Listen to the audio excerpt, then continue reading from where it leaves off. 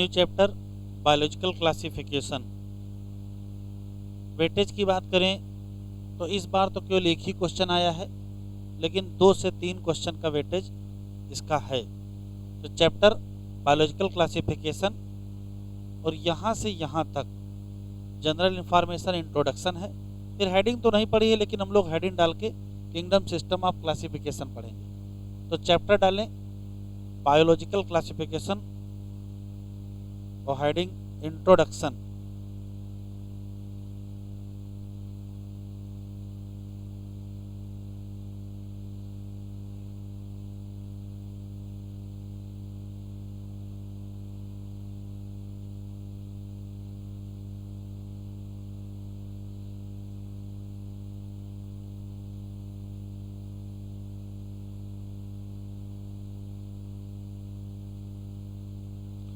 Biological classification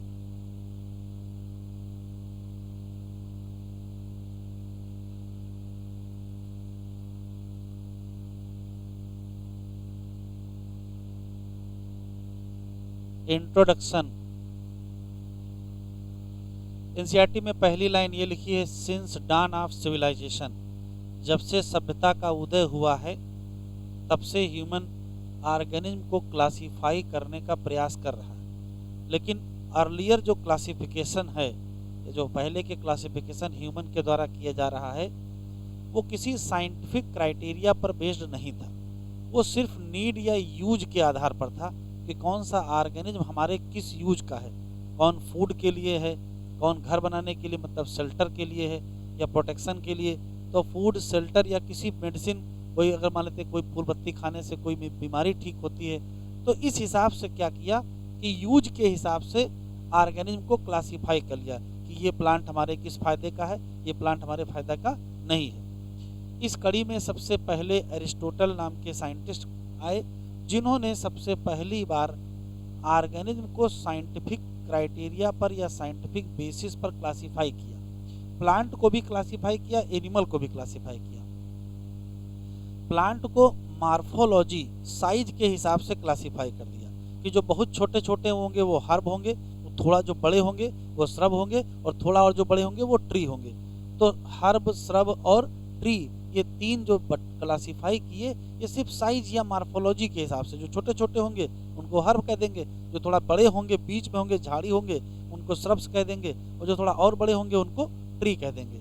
ऐसे ही animal को भी क्लासिफाई कर दिया। किस प्रकार से? कहा ऐसे एनिमल जिनके पास रेड कलर का ब्लड होगा उनको कुछ और कहेंगे, और जिनके पास रेड कलर का ब्लड नहीं होगा उनको कुछ और कहेंगे। तो रेड ब्लड और विदाउट रेड ब्लड के हिसाब से एनिमल को क्या किया, क्लासिफाई कर दिया। उसके बाद समय बदला, 1758 के आसपास, 1755 के आसपास लिनियस पहले वैज्ञानिक हैं जिन्होंने फिर kingdom system of classification start किया। फिर किंगडम सिस्टम में बहुत सारी बातें हुई कि 2 किंगडम सिस्टम आया, फिर 3 किंगडम सिस्टम आया, फिर 4 किंगडम सिस्टम आया, फिर 5 किंगडम सिस्टम आया, फिर 6 किंगडम सिस्टम आया, फिर 3 डोमेन ऑफ लाइफ वाला सिस्टम आया। उसमें बहुत कुछ है। तो जनरल बातें ये हैं कि शुरुआत में जो क्लासिफिकेशन किया गया वो यूज के आधार पर था, बाद में फिर साइंटिफिक क्राइटेरिया इस्तेमाल होने लगे। लिखो,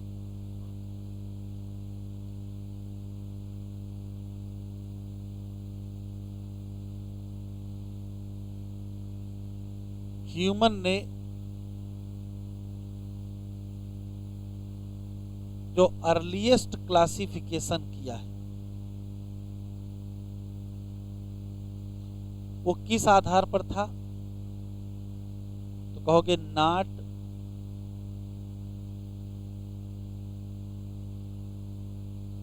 ऑन बेसिस ऑफ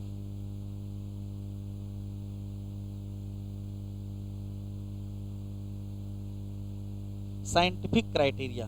तो फिर किस आधार पर किया था?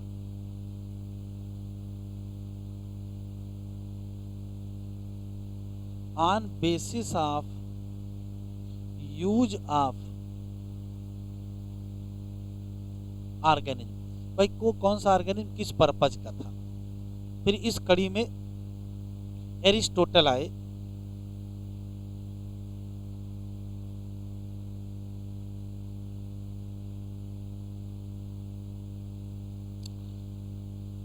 ये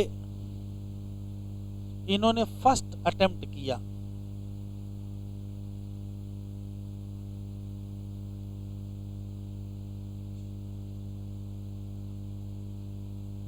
to classify organism on basis of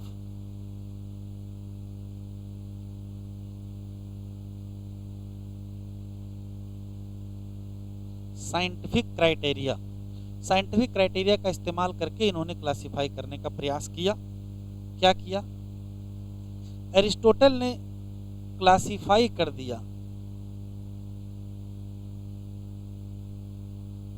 plant को किस आधार पर? On basis of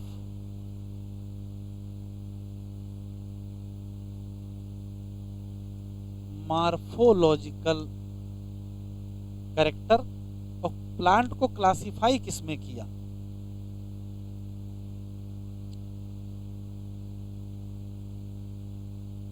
herb, shrubs और ट्री। जो बहुत छोटे थे उनको हर्ब कहा, जो बीज के थे उनको श्रब कहा, और जो थोड़ा बड़े थे उनको ट्री कह दिया। इन्होंने क्लासिफाई कर दिया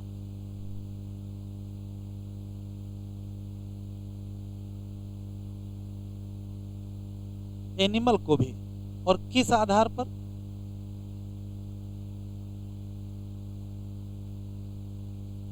on basis of colour of blood. क्या कहा? कि एनिमल दो टाइप के हैं,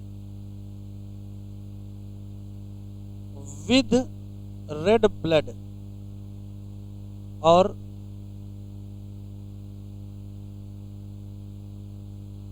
विदाउट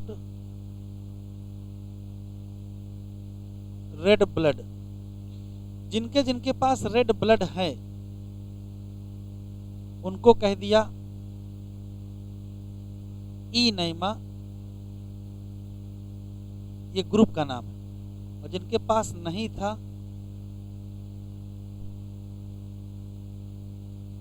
उनको एनैमा कह दिया। ए का मतलब एब्सेंट।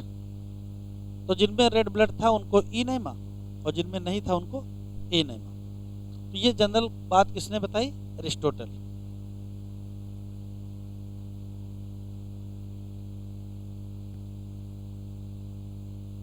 चलो एनसीईआरटी ओपन करो।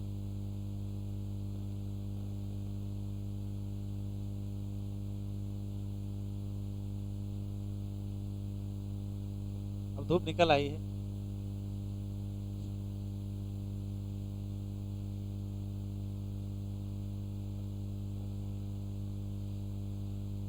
Biological classification. Since dawn of civilization, जब से सभ्यता का उदय हुआ,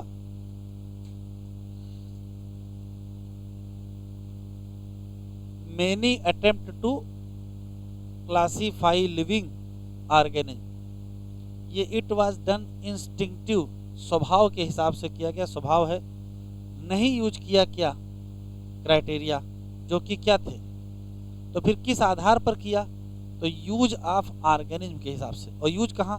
या तो फूड, या तो शेल्टर, या तो क्लॉथिंग। इस कड़ी में सबसे पहले एरिस्टोटल हैं जिन्होंने सबसे पहले प्रयास किया कि साइंटिफिक बेसिस पर क्या किया जाए, क्लासिफिकेशन किया जाए।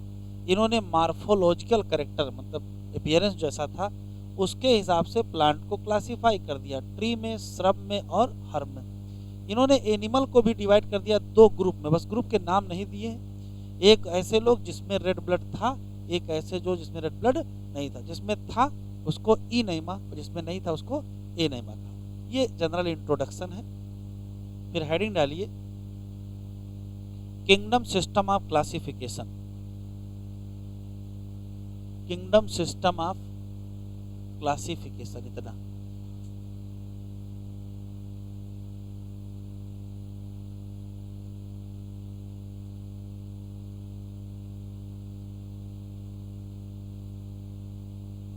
तो हेडिंग डालें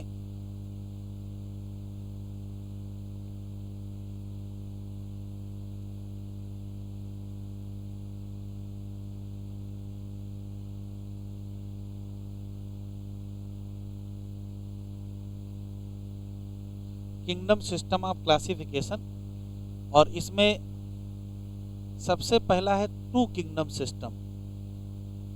लिखते चले,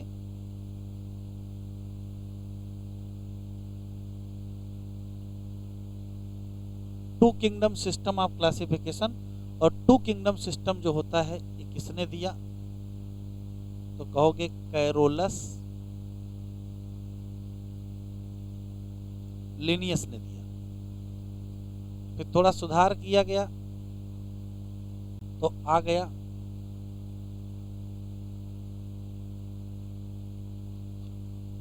थ्री किंगडम सिस्टम। किसने दिया?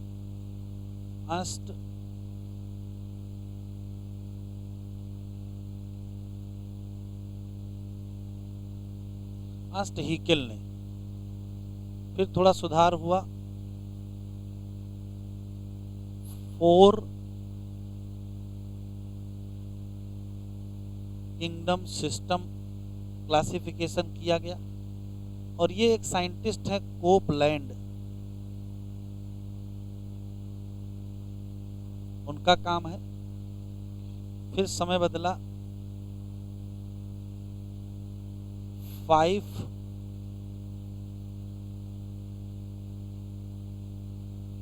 किंगडम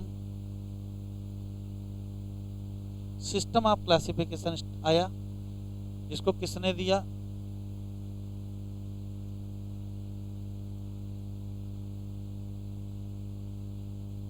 आर एच विटेकर सन 1969 में दिया। फिर बदला, सिक्स किंगडम आया,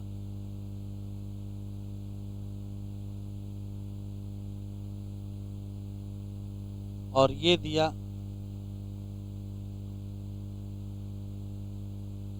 कार्ल वूज, कैंडलर और व्हिलिस। क्वेश्चन पूछा जाएगा most accepted system of classification कौन है? तो आंसर क्या देंगे? Five kingdom.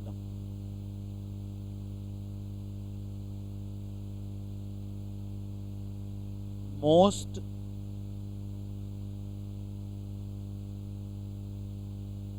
Accepted system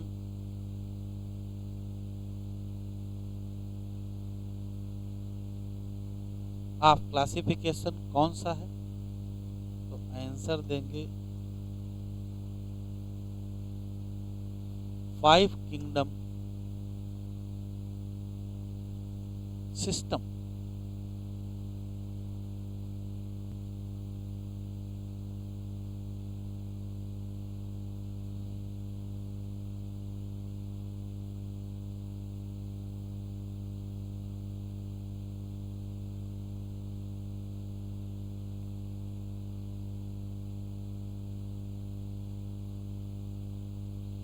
two kingdom system.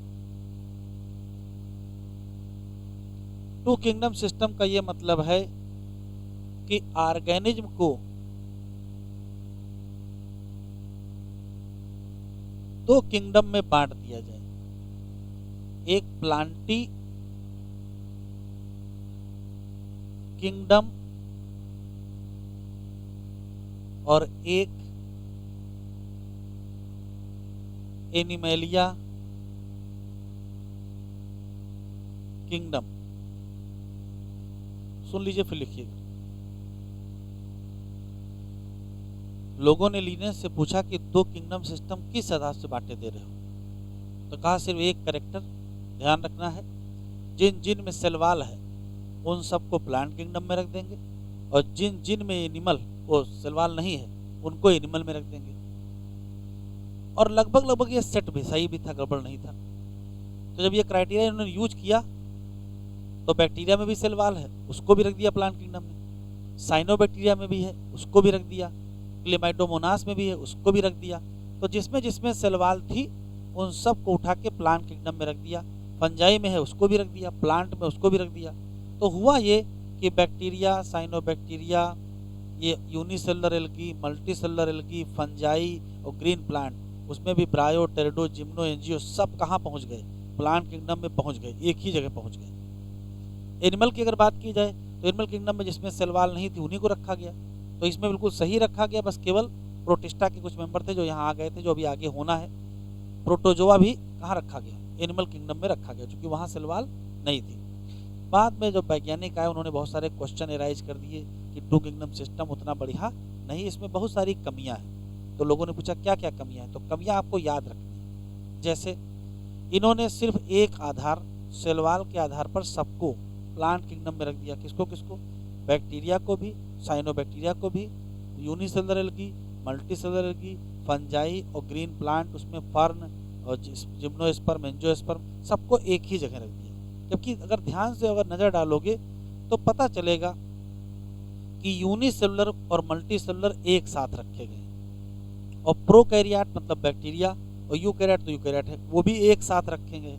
Fungi photosynthesis नहीं करती है, उसको प्लांट के साथ रख दिया गया। सेलवाल का भी जब क्राइटेरिया माना गया था तो ये भी तो ध्यान देते कि सेलवाल बनी किसकी है?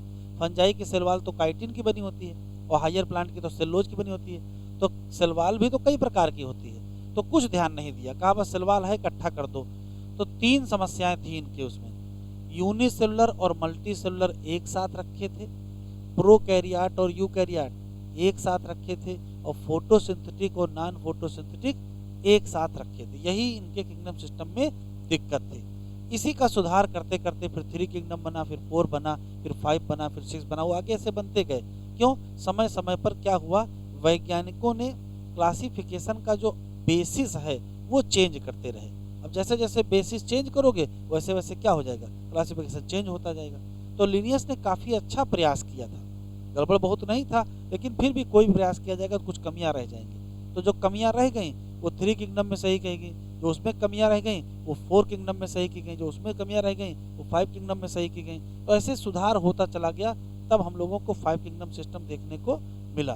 तो ये याद रखिएगा 2 किंगडम सिस्टम में कौन कहाँ रखा था। तो यूनिसेलुलर एल्गी जैसे क्लेमाइडोमोनास और मल्टी सेलुलर एल्गी जैसे स्पाइरोगाइरा एक ही साथ कहाँ रखे हैं? एल्गी प्लांट किंगडम में रखे हैं। नॉन फोटोसिंथेटिक फंजाई और फोटोसिंथेटिक प्लांट को एक ही साथ किसमें रखा गया? प्लांट किंगडम में रखा गया। बैक्टीरिया और ब्लू ग्रीन एल्गी को किसके साथ रख दिया गया? एल्गी के साथ रख दिया गया। जबकि बैक्टीरिया और ब्लू ग्रीन एल्गी क्या है? बैक्टीरिया है, और एल्गी एल्गी है। तो कुछ कमियां थी, उनका सुधार कहाँ किया गया? 3 में, 4 में और 5। अब लिखो,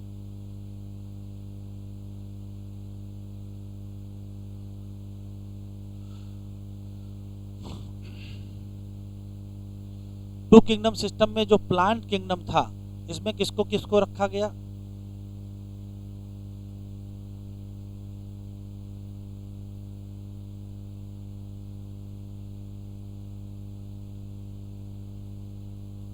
इन्होंने कहा उन सब को रख दो, ऑल ऑर्गेनिज्म हैव क्या? Cell wall. इससे मतलब ही नहीं रखा कि कौन यूनिसेलुलर है कौन मल्टीसेलुलर है।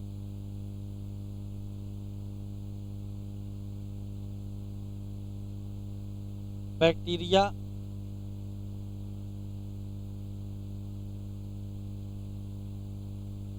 एंड साइनोबैक्टीरिया पुट विद इसके साथ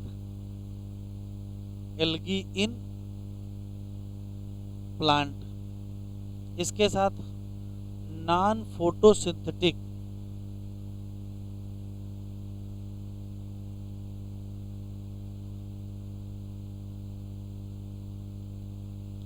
फोटोसिंथेटिक फंजाई पुट विद किसके साथ? फोटो सिंथेटिक प्लांट के साथ। और फंजाई की सेलवाल किसकी थी?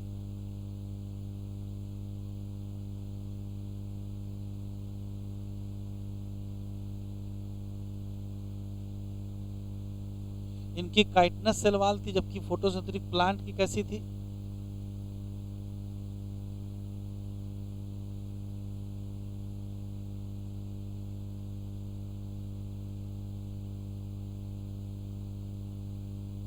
सेलोजिक वाल थी। कौन कौन से ऑर्गेनिज्म रख दिए गए यहाँ, तो सब रख दिए गए। बैक्टीरिया रखा गया, ब्लू ग्रीन एल्गी रखे गए, उन्हीं के साथ जो सामान्य एल्गी है वो भी थे। इसके साथ moss, fern, gymnosperm,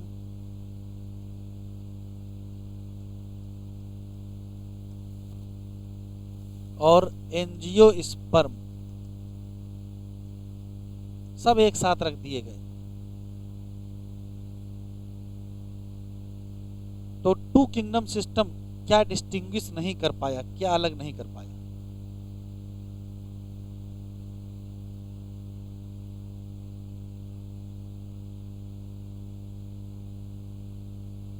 to kingdom system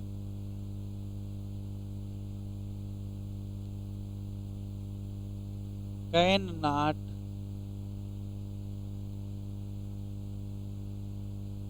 distinguish, क्या अलग नहीं कर पाया? तो तीन चीजें अलग नहीं कर पाया। प्रोकैरियोट को यूकैरियोट से अलग नहीं कर पाया, और यूनिसेलुलर को मल्टी सेलुलर से अलग नहीं कर पाया, और फोटोसिंथेटिक को नॉन फोटोसिंथेसिस से अलग नहीं कर पाए, और सब एक ही जगह पुट कर दिए।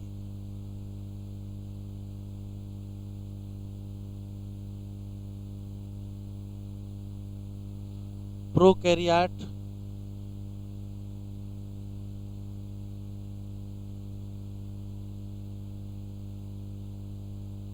एंड यूकैरियोट, इसके बीच अंतर नहीं कर पाए।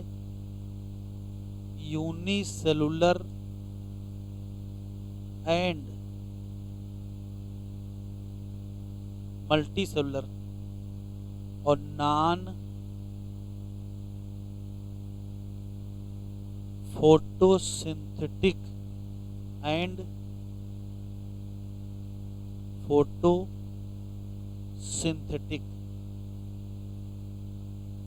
ये अंतर नहीं कर पाए।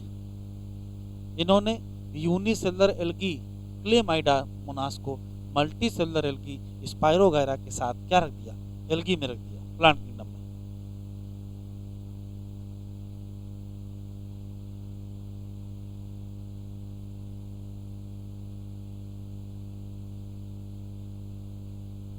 यूनिसेलुलर एल्गी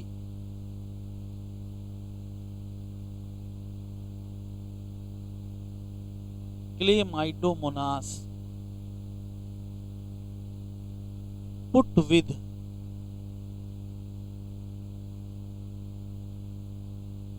multi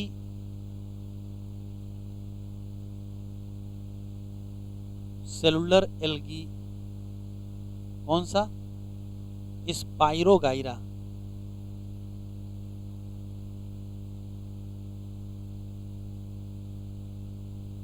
तो किंगडम सिस्टम पढ़ा है कम है, कमियां ज्यादा गिनाए हैं।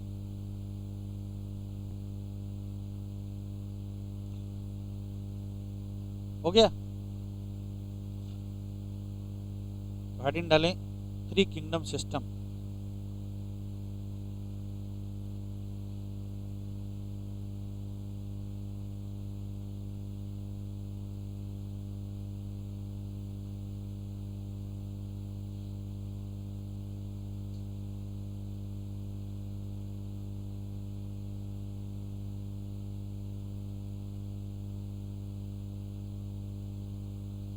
थ्री किंगडम सिस्टम में यह किया गया कि जो ऑर्गेनिज्म हैं उनको तीन किंगडम में बांट दिया गया। तो दो किंगडम तो वही रहे, एक प्लांट और एक एनिमल किंगडम। एक नया किंगडम लाए,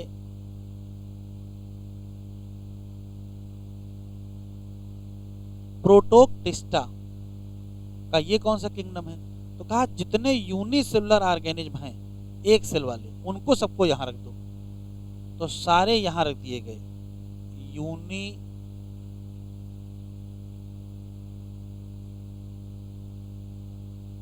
कहा अब समस्या खत्म। जितने यूनिसेलुलर वो सब यहां रहेंगे, जितने मल्टी सेलुलर प्लांट हैं वो प्लांट में रहेंगे, जितने मल्टी सेलुलर एनिमल हैं वो यहाँ एनिमल में रहेंगे। तो ये थोड़ा सुधार हो गया। यहाँ सिर्फ क्या मिले, मल्टी सेलुलर प्लांट मिले, और यहाँ क्या मिले,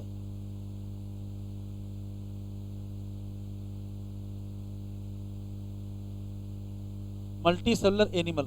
प्रोटिस्टा नहीं है, प्रोटोक्टिस्टा है।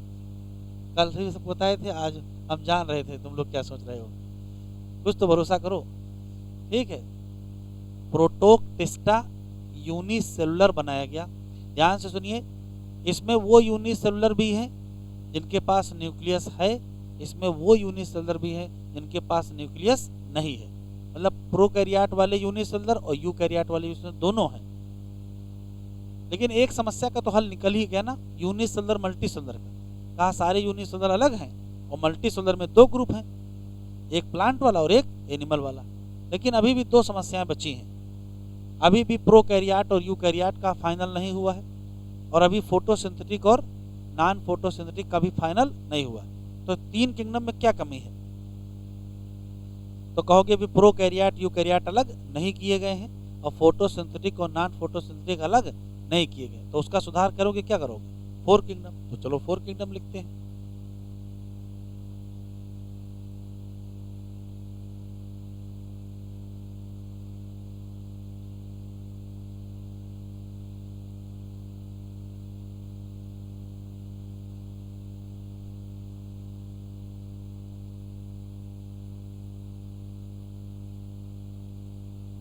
तो जब फोर किंगडम सिस्टम किया गया तो कहा गया प्रोटोक्टिस्टा हटाओ, इसकी जगह दो किंगडम लाओ। तो देखो क्या किए गए,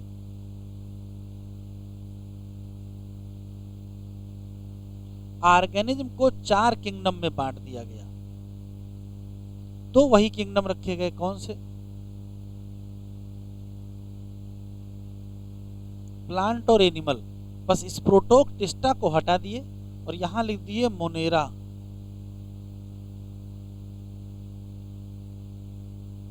और प्रोटिस्टा। अब प्रोटिस्टा लाए तो कहा ये क्या है? तो कहा जितने यूनिसेलुलर, देखिए ये किसके लिए था, ये यूनिसेलुलर के लिए था। तो यूनिसेलुलर में जितने प्रोकैरियोट हैं, मतलब जिनमें न्यूक्लियस नहीं है, उनको मोनेरा में रख दो, और यूनिसेलुलर में जितने यूकैरियोट हैं उनको प्रोटिस्टा में रख दो। प्लांट एनिमल में कोई छेड़छाड़ नहीं। तो इसमें क्या रखे गए, किसको तोड़ के बना है? इसी को तोड़ के तो बना है। तो यहाँ कौन रखा जाएगा? यूनिसेलुलर।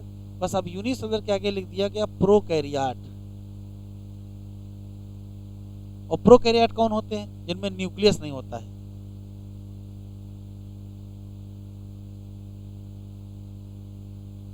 तो यहाँ क्या होगा?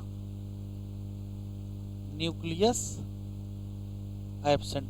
मतलब ऐसे सिंगल सेल ऑर्गेनिज्म जिसमें न्यूक्लियस ना हो उनको यहाँ रख दिया, और जिसमें न्यूक्लियस होगा उनको कहाँ रखेंगे? प्रोटिस्टा में।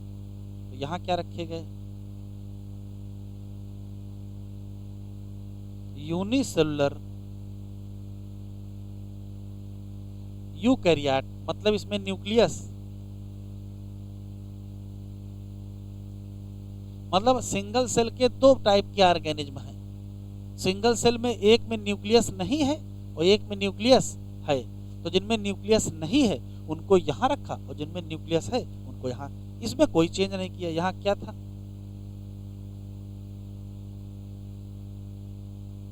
यहाँ मल्टी सेलुलर प्लांट रखे और यहाँ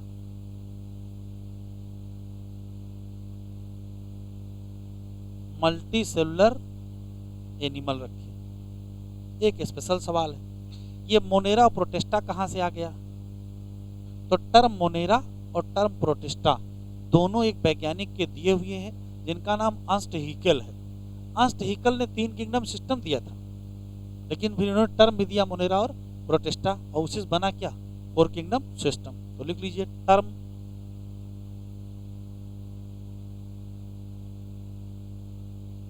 Monera and protista given by, तो आंसर देंगे Ernst Hückel.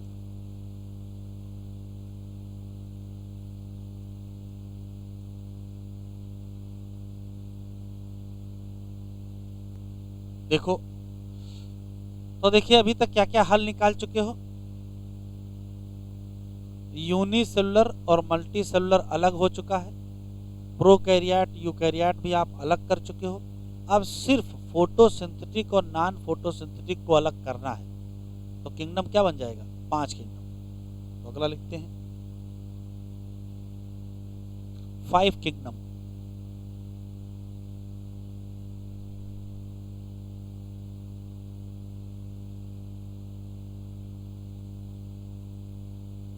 Five kingdom system में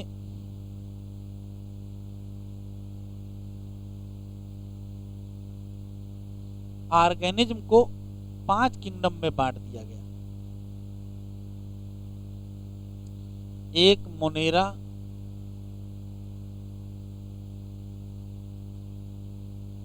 प्रोटिस्टा, फंजाई, प्लांट और एनिमल। ये बताओ ये फंजाई आया कहां से है? मोनेरा से निकाल के बनाए हो, कि प्रोटिस्टा से निकाले हो, कि प्लांट से निकाले हो, कि एनिमल से? तो ये प्लांट से ही निकाले गए हैं। तो जब फंजाई निकाला गया तो सबसे पहले फंजाई का ही करेक्टर लिखते हैं। ये बताओ यूनिसेलुलर होंगे कि मल्टी सेलुलर? ये ज़्यादातर मल्टी सेलुलर होंगे, एक्सेप्शन अलग बात है। मल्टी सेलुलर होंगे लेकिन नॉन फोटोसिंथेटिक। तो ये जो यहाँ प्लांट में जो नॉन फोटोसिंथेटिक थे उनको निकाल के कहाँ रख दिया गया, और जो फोटोसिंथेटिक थे उनको वहीं प्लांट में छोड़ दिया। तो ये क्या होंगे?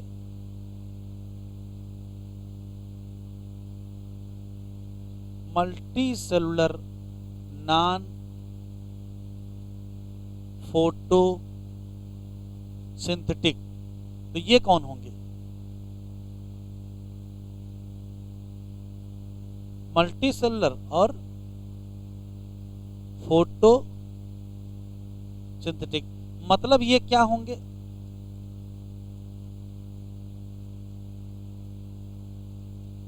हेट्रोट्राफिक। और ये क्या होंगे? ऑटोट्राफिक। बाकी वैसे थे। यहां कौन रखे गए थे?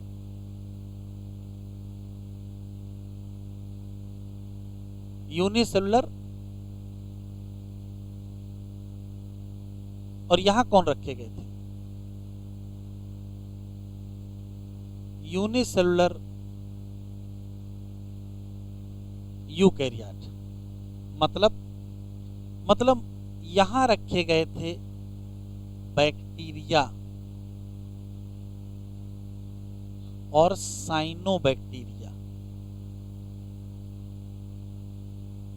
जिनको ब्लू ग्रीन एल्गी कहते हैं। तो बैक्टीरिया, साइनोबैक्टीरिया और ब्लू ग्रीन एल्गी कहाँ फिट कर दिए? तो उनको रख दिए मोनेरा में। तो यहां किसको रखे थे? तो यहां रखे गए थे यूनिसेलुलर एल्गी।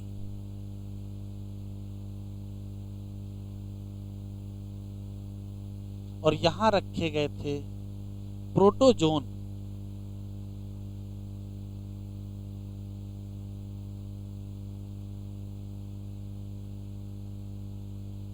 तो याद रखिएगा कौन कहां है।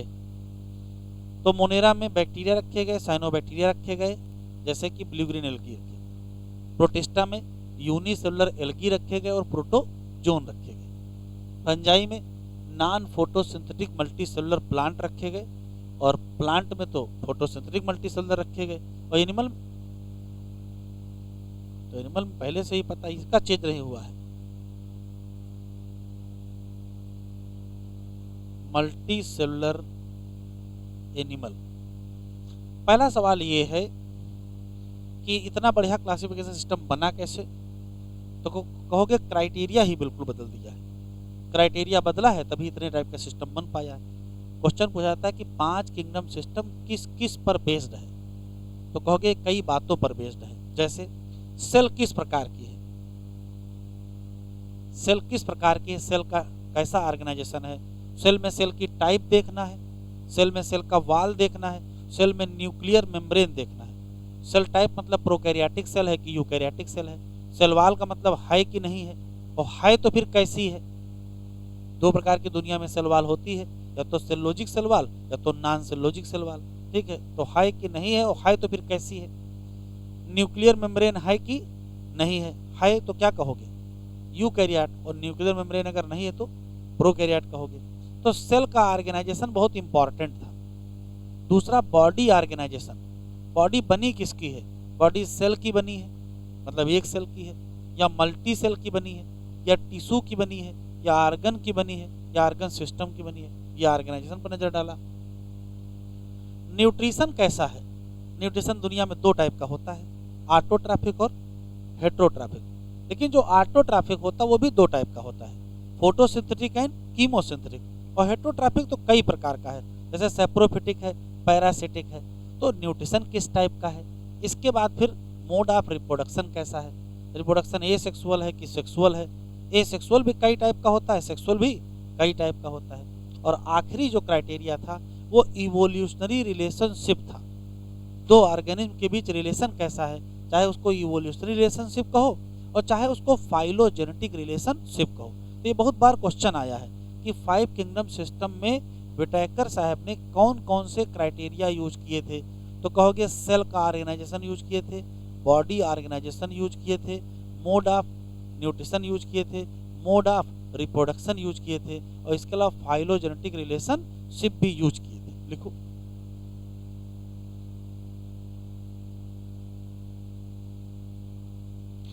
Main criteria for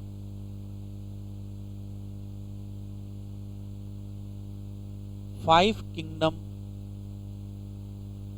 system. तो मेन क्राइटेरिया ये है। तो पहला है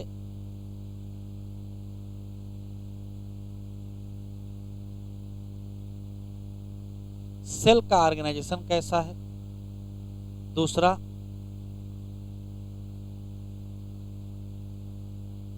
बॉडी ऑर्गेनाइजेशन,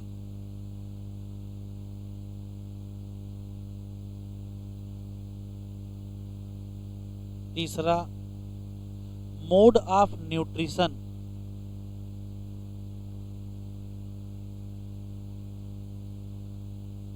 चौथा मोड ऑफ रिप्रोडक्शन, और फिफ्थ है phylogenetic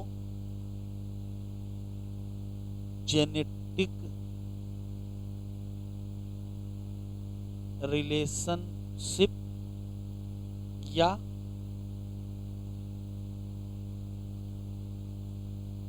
evolutionary relation.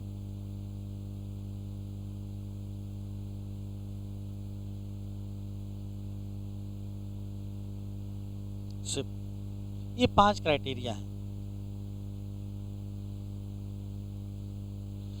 5 kingdom classification में क्या क्या कर दिया गया, तो कहोगे बिल्कुल स्पष्ट कर दिया गया कि जो यूनिसेलुलर प्रोकैरियोट हैं उनको मोनेरा किंगडम में रख दिया गया, जिसमें बैक्टीरिया और साइनोबैक्टीरिया वगैरह आ गए। जो यूनिसेलुलर यूकैरियोट थे उनको प्रोटिस्टा में रख दिया गया, जिसमें यूनिसेलुलर एल्गी आता है और प्रोटोजोन। जैसे यूनिसेलुलर एल्गी में 2 नाम याद रखिएगा, क्लेमाइडोमोनास और क्लोरेला, और प्रोटोजोन में 2 नाम याद रखिएगा, अमीबा और पैरामीशियम। तो ये इंपॉर्टेंट है। क्लेमाइडोमोनास क्लोरेला पहले कहाँ थे, तो पहले एल्गी में प्लांट किंगडम में थे, अभी कहाँ आ गए, प्रोटिस्टा में। अच्छा, अमीबा और पैरामीशियम पहले कहाँ थे, एनिमल में थे, अभी कहाँ आ गए, प्रोटिस्टा में। तो क्या काम की बात सुनिएगा, ध्यान से सुनिएगा। लिनियस ने जिन लोगों को अलग अलग किंगडम में रखा था, जैसे लिनियस ने क्लेमाइडोमोनास और क्लोरेला को प्लांट किंगडम में रखा था और अमीबा और पैरामीशियम को एनिमल किंगडम में रखा था। लेकिन जब विटेकर ने क्लासिफिकेशन किया तो अमीबा पैरामीशियम को वहां से उठाए, क्लेमाइडोमोनास क्लोरेला को वहां से उठाए और इकट्ठा कहाँ रख दिया, प्रोटिस्टा में। कहने का मतलब जिन लोगों को अलग अलग रखा था उनको एक साथ किया, और जिनको एक साथ रखा था उनको अलग कर दिया। जैसे फंजाई प्लांट के साथ रखी थी, फंजाई कहाँ रखी थी, प्लांट के साथ रखी थी, वहां बैक्टीरिया भी तो थे प्लांट के साथ। तो लिनियस ने जिनको साथ में रखा था व्हिटेकर ने उनको अलग कर दिया, और लिनियस ने जिनको अलग रखा था व्हिटेकर ने उनको एक साथ कर दिया। बताओ किनको अलग रखा था एक साथ कर दिया? तो पैरामीशियम, अमीबा, क्लेमाइडोमोनास, क्लोरेला, ये अलग अलग रखे थे, इनको इकट्ठा किसने किया? व्हिटेकर ने। कहाँ रख दिया? प्रोटिस्टा में। और किनको एक साथ रखा था उनको अलग कर दिया। फंजाई प्लांट के साथ रखे थे उनको अलग कर दिए, बैक्टीरिया भी तो प्लांट के साथ रखे थे उनको भी क्या कर दिया? तो व्हिटेकर की लिनियस से पक्की दुश्मनी थी, जो वो किए थे उसका उल्टा कर दिए। लिनियस ने जिनको जिनको साथ में रखा था व्हिटेकर ने उनको अलग रखा, और लिनियस ने जिनको अलग अलग रखा था व्हिटेकर ने उनको साथ में रखा। किनको अलग किया किनको साथ रखा ये लिखा एनसीईआरटी में, पढ़ के दिखाएंगे आपको, ठीक है। तो क्या क्या काम किया गया?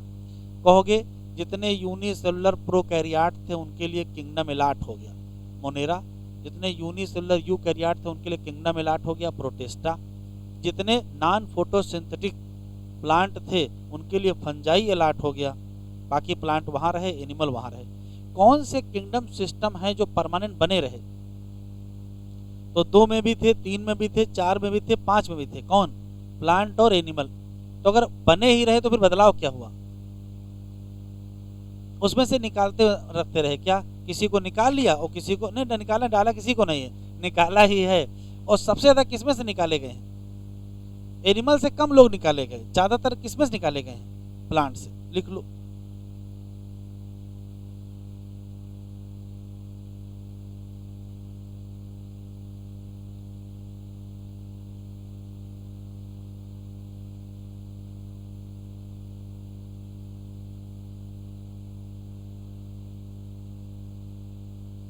Five kingdom system characterized by all unicellular prokaryote कहाँ रखे गए? बताओ। कहोगे किंगडम मोनेरा में रखे गए। ये तुम्हारा किंगडम इसी में रहो। इसमें कौन लोग आए?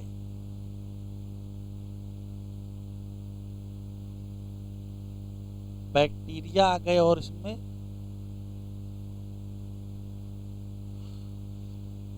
दूसरा क्या किया गया? जितने भी यूनिसेलुलर यूकैरियोट थे इनको कहां रख दिया गया? किंगडम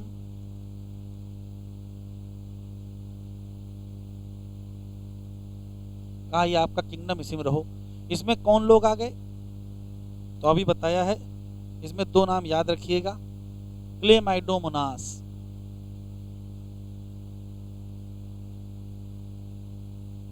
क्लोरेला, अमीबा और पैरामीशियम। इन सब को एक साथ रख दिया गया, पुट टुगेदर। जब पहले कहां थे? अर्लियर कहां थे ये लोग?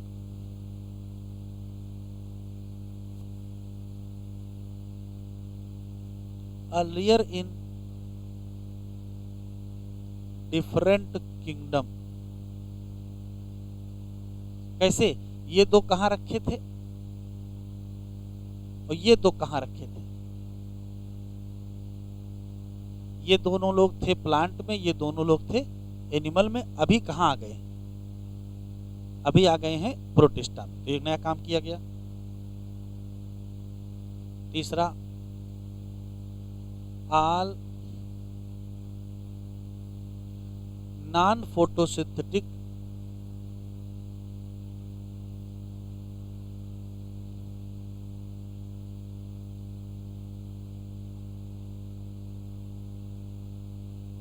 प्लांट विद काइटिनस वाल, इन सब को कहां रख दिया गया? Put in kingdom fungi. कौन से दो किंगडम हमेशा बने रहे, प्लांट और एनिमल?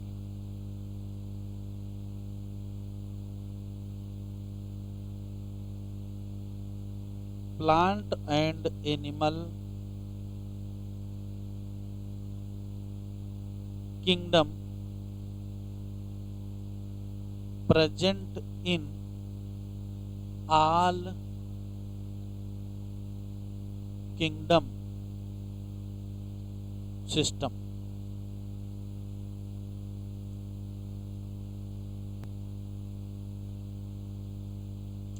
फिर भी वैज्ञानिकों को मजा नहीं आया, कहा कुछ और सुधार किया जाए।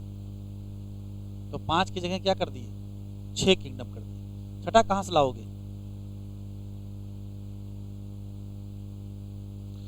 तो छठा किंगडम अगर लाना है तो मोनेरा को ही तोड़ना पड़ेगा। तो मोनेरा को तोड़ दिए और 2 नए किंगडम लाए। यहां तक हो गया।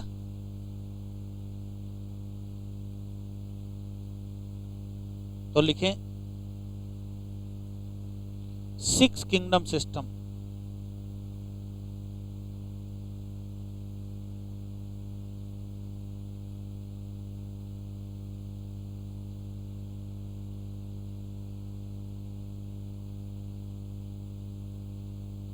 अब जब 6 किंगडम सिस्टम बनाना था तो क्या किए, ऑर्गेनिज्म को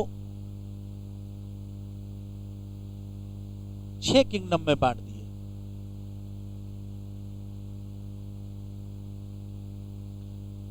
तो जो मोनेरा किंगडम था उसको हटा दिए और उसकी जगह 2 लाए, एक आर्की बैक्टीरिया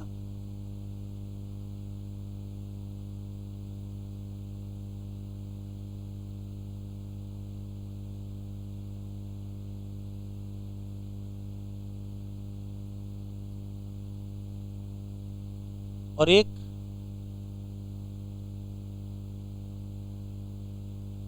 यू बैक्टीरिया। बाकी वही रहे, प्रोटिस्टा था, फंजाई था, प्लांट था, एनिमल। कहा ये कि जितने पुराने बैक्टीरिया हैं उन सबको इसमें रखो, प्रिमिटिव बैक्टीरिया।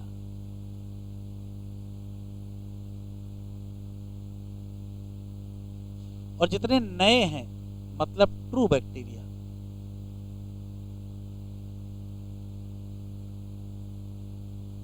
और कहा जितने यूकैरियोट हैं वो सब यहां रखो, ये सब यूकैरियोट हैं।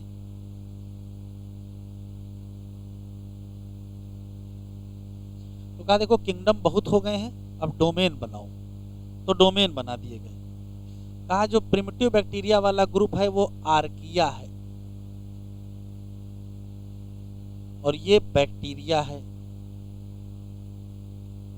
और जिसमें यूकैरियोट आते हैं ये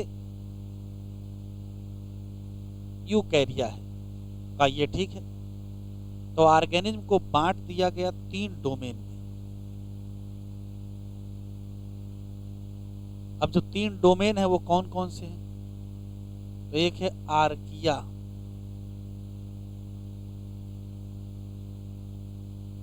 डोमेन,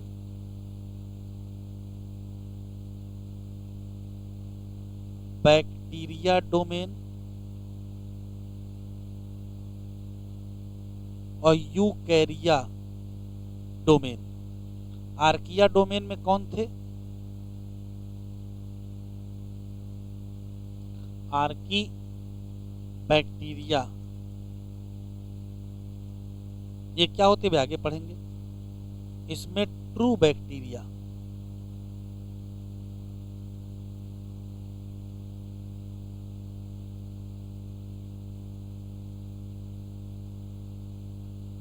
और इसमें ऑल यूकैरियोट।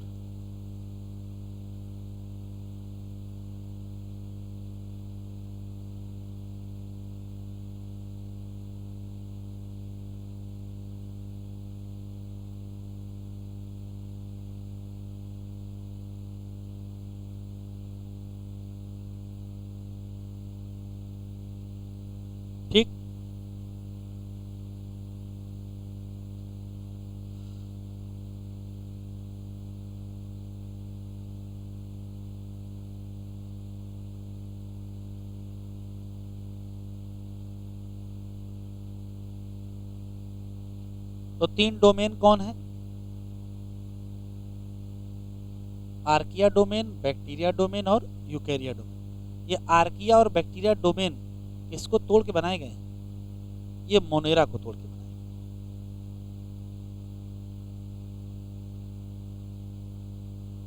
किंगडम ज्यादा हो गए थे, बोले किंगडम घटाओ, डोमेन बनाओ।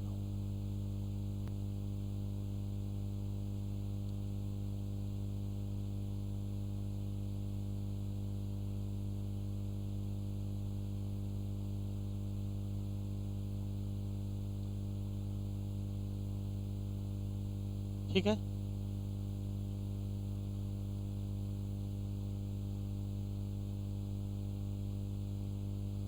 तीसरा कौन सा है?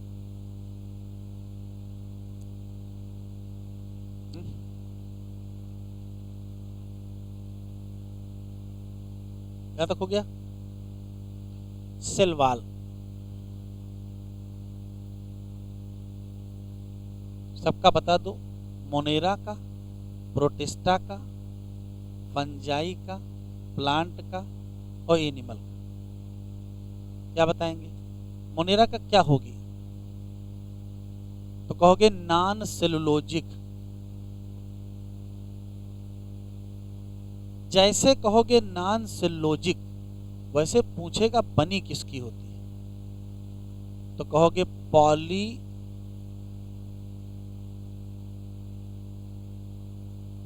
And amino acid. अच्छा, प्रोटिस्टा में क्या लिखा है? प्रेजेंट इन सम। इसका दूसरा मतलब ये भी तो है, एब्सेंट इन सम।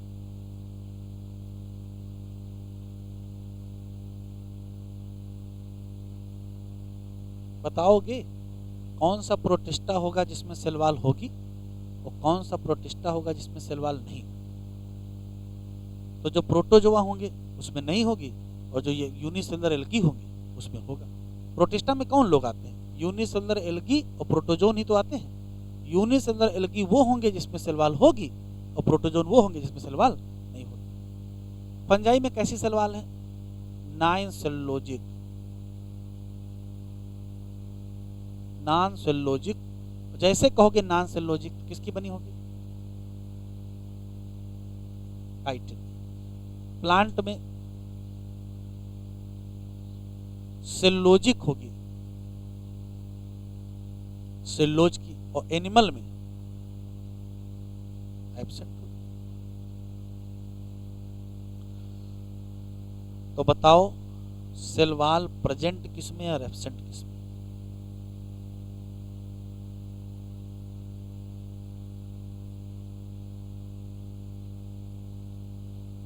तो प्रेजेंट में फिट है मोनेरा, प्रोटिस्टा में प्लस माइनस दोनों है, फंजाई और प्लांट, और एब्सेंट में कौन है? एनिमल।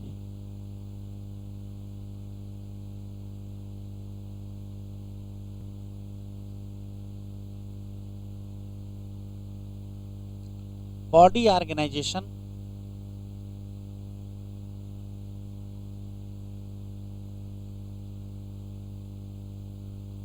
या इसको ऐसे भी लिखा है थाइलस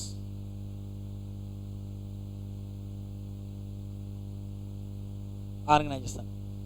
बताओ बॉडी ऑर्गेनाइजेशन। वही मोनेरा, प्रोटिस्टा, फंजाई, प्लांट और एनिमल। मोनेरा में सेलुलर मतलब एक ही सेल है बॉडी में, प्रोटिस्टा में भी एक ही सेल है सेलुलर।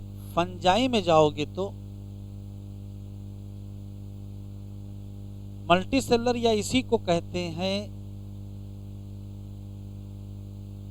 Loose tissue. प्लांट में जाओगे तो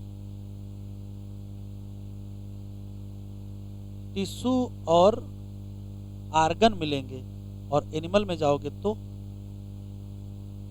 टिश्यू, आर्गन और आर्गन सिस्टम मिलेगा।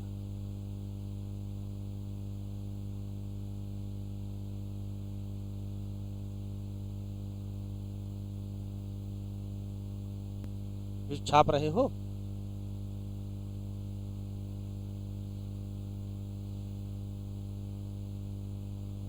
Mode of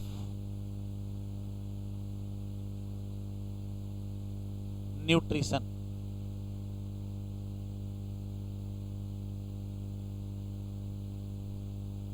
Monera. याद रखेंगे यहां दोनों मिलेंगे। क्या? ऑटोट्राफिक एंड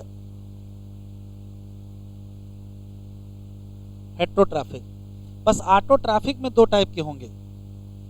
कौन से? कीमो सिंथेटिक है, कीमो ट्राफिक लिखा है। कीमो कीमो सिंथेटिक एंड कौन से?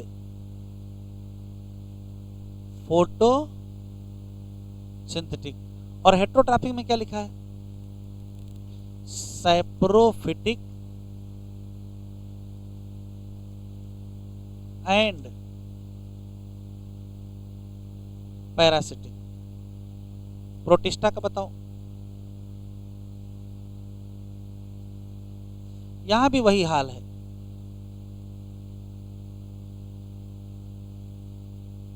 ऑटोट्राफिक और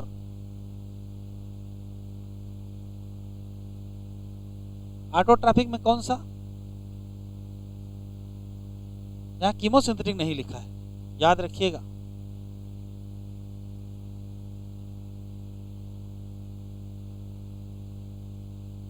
और हेट्रोट्राफिक में को लिखा नहीं है, लेकिन जो होंगे वो सेप्रोफिटिक होते हैं।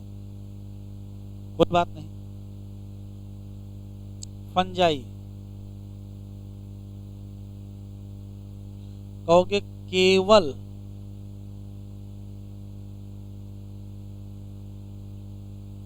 हेट्रोट्राफिक। उसके अंदर कौन सी टाइप है?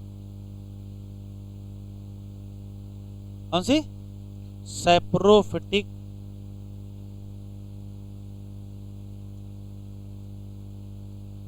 And parasitic. प्लांट में केवल ऑटोट्राफिक। तो ऑटोट्राफिक कौन सा? वो भी सिर्फ फोटो सिंथेटिक और एनिमल।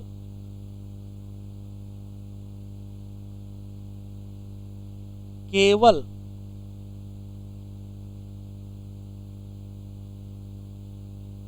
हेट्रोट्राफिक। और उसमें से कौन से? तो ये स्पेशल है।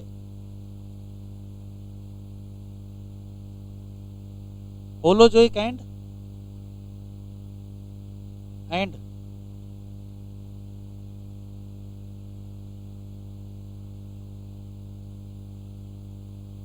वो अलग बात है कि यहां पैरासिटिक भी होते हैं, एनिमल भी तो पैरासिटिक होते हैं। सब नहीं लिखा है, कोई बात नहीं। तो अगर इस पर नजर डालोगे तो मैक्सिमम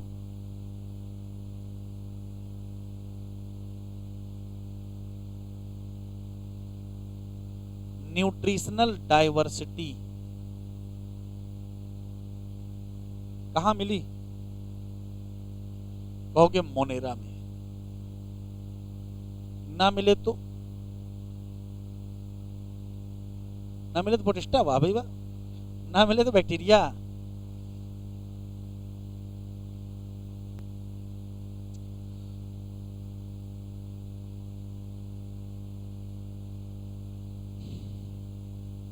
तो इस टेबल को हल्के में ना लें। सेल का टाइप, सेल का वाल, न्यूक्लियर मेम्ब्रेन, ये सेल से जुड़ा मसला है। फिर बॉडी ऑर्गेनाइजेशन या थैलस ऑर्गेनाइजेशन और मोड ऑफ न्यूट्रिशन।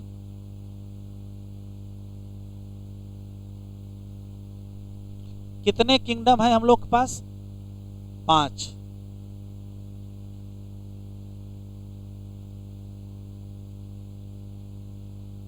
अरे ज्यादा हुआ जा रहा था। सुने सुने, हमारे पास 5 किंगडम है पढ़ने के लिए, उसमें से 3 किंगडम इसी चैप्टर में दिए हैं। मोनेरा यहीं दिया है, प्रोटिस्टा भी यहीं दिया है और फंजाई भी यहीं दिया है। प्लांट किंगडम बड़ा है, उसका चैप्टर अलग दे दिया। एनिमल किंगडम भी बड़ा है, उसका चैप्टर अलग कर दिया। तो मोनेरा, प्रोटिस्टा, फंजाई, प्लांट और एनिमल, हमको 5 किंगडम पढ़ने हैं। बस इन्होंने चैप्टर बनाने में क्या रखा है कि प्लांट किंगडम के चैप्टर, एनिमल किंगडम के चैप्टर अलग कर दिए हैं, और मोनेरा, प्रोटिस्टा और फंजाई ज़्यादा दिया नहीं है तो इसी चैप्टर में कर दिया, बस इतना ही है। तो पहला किंगडम डालें, किंगडम मोनेरा।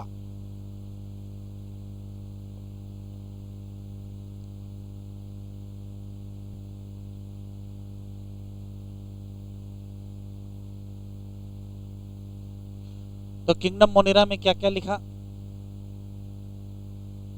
बैक्टीरिया अकेले मेंबर हैं मोनेरा के। Bacteria most abundant micro organism है।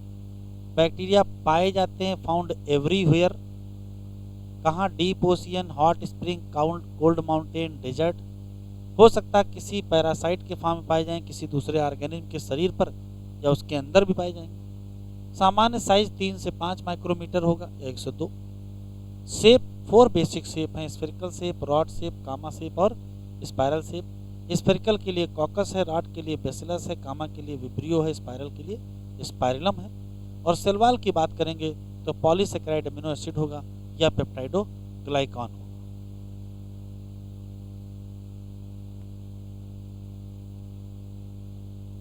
साइड 18 डालें, न्यूट्रिशन इन बैक्टीरिया।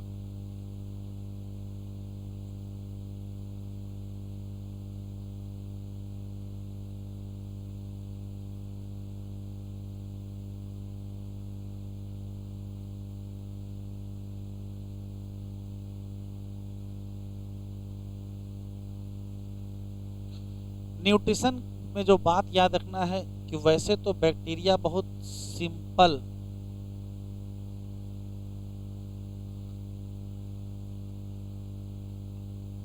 ऑर्गेनाइजेशन रखते हैं, लेकिन बट कॉम्प्लेक्स बिहेवियर। क्यों? बहुत ज्यादा यहाँ क्या पाई जाती है? मेटाबॉलिक डाइवर्सिटी मिलती है। बढ़े आगे।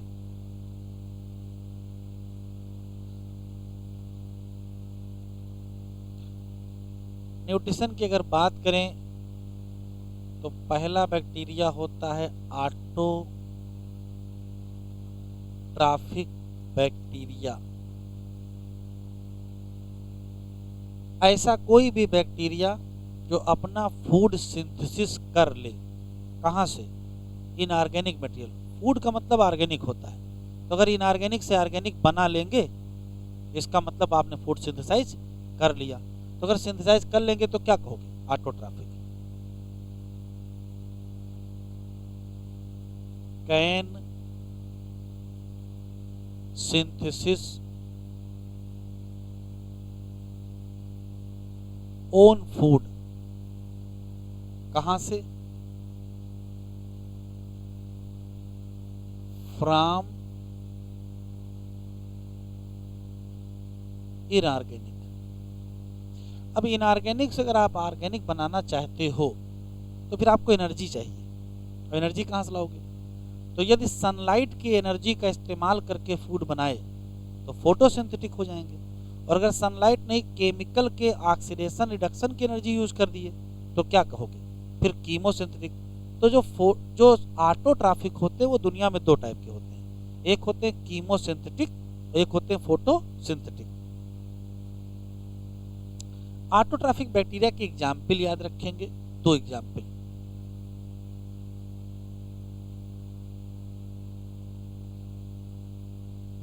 आर्की बैक्टीरिया एंड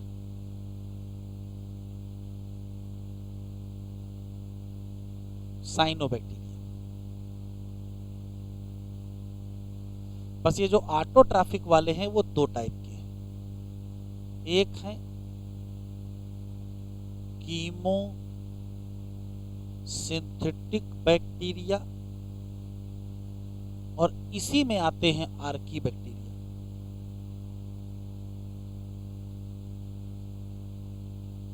और दूसरे हैं फोटो सिंथेटिक बैक्टीरिया, और इसी में आते हैं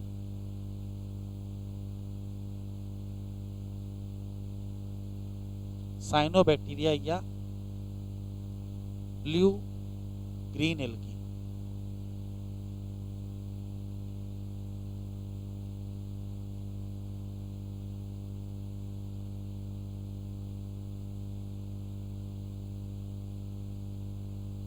ठीक,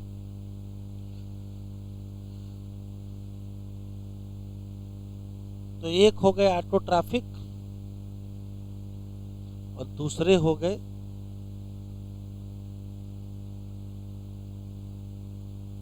हेट्रोट्रॉफिक बैक्टीरिया। नाम ही से पता चल रहा है ये नहीं सिंथेसिस करेंगे, can not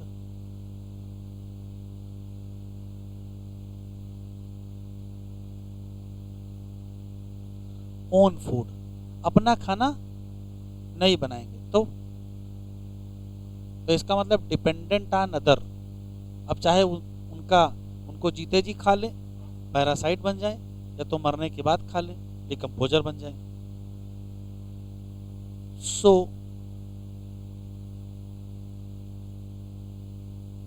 depend on other organism.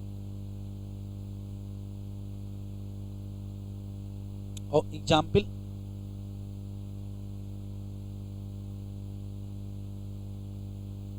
Most of bacteria, ज्यादातर बैक्टीरिया इसी में आते हैं।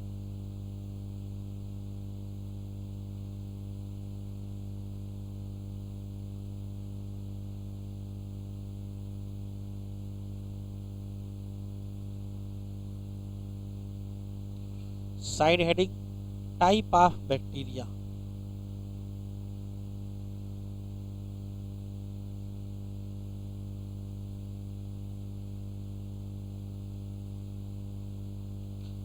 बैक्टीरिया को दो टाइप का माना जा रहा है।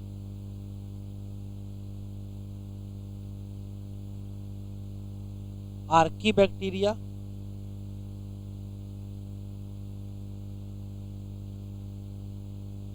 और यू बैक्टीरिया।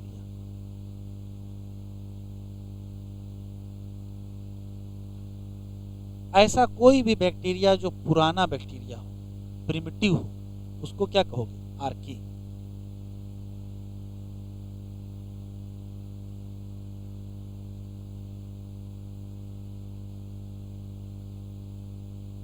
और जो नया हो मॉडर्न बैक्टीरिया, इसे कहते हैं ट्रू बैक्टीरिया।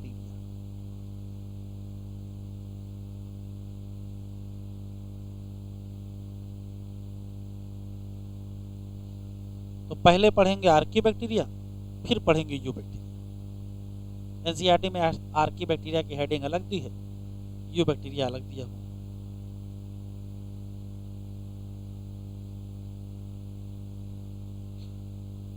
लिख लिया यहां तक? तो एनसीईआरटी खोले पहले इतना पढ़ते हैं।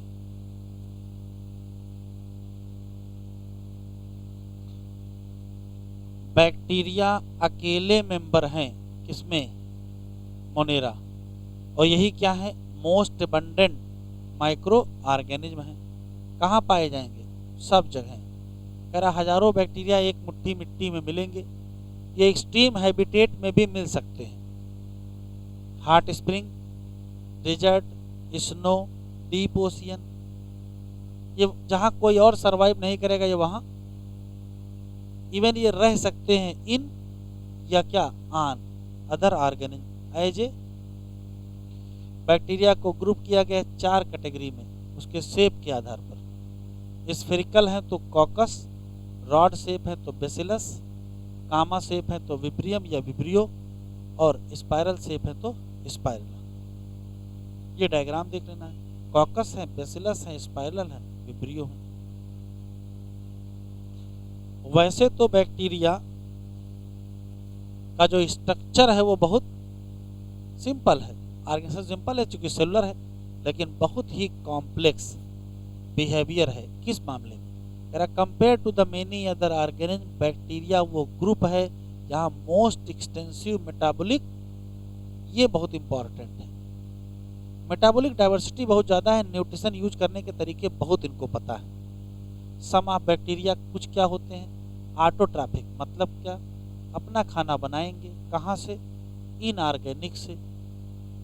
वो हो सकता है कि क्या हो, फोटोसिंथेटिक ऑटोट्रॉफ, और यह हो सकता है क्या, कीमोसिंथेटिक। तो ऑटोट्रॉफिक वाले दो प्रकार के हो गए, फोटोसिंथेटिक और कीमोसिंथेटिक।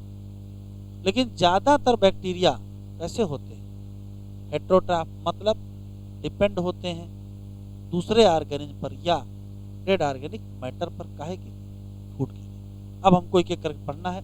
दो टाइप के बैक्टीरिया हैं, आर्की बैक्टीरिया और यू।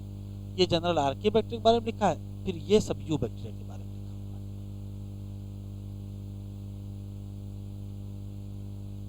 हेडिंग डालिए।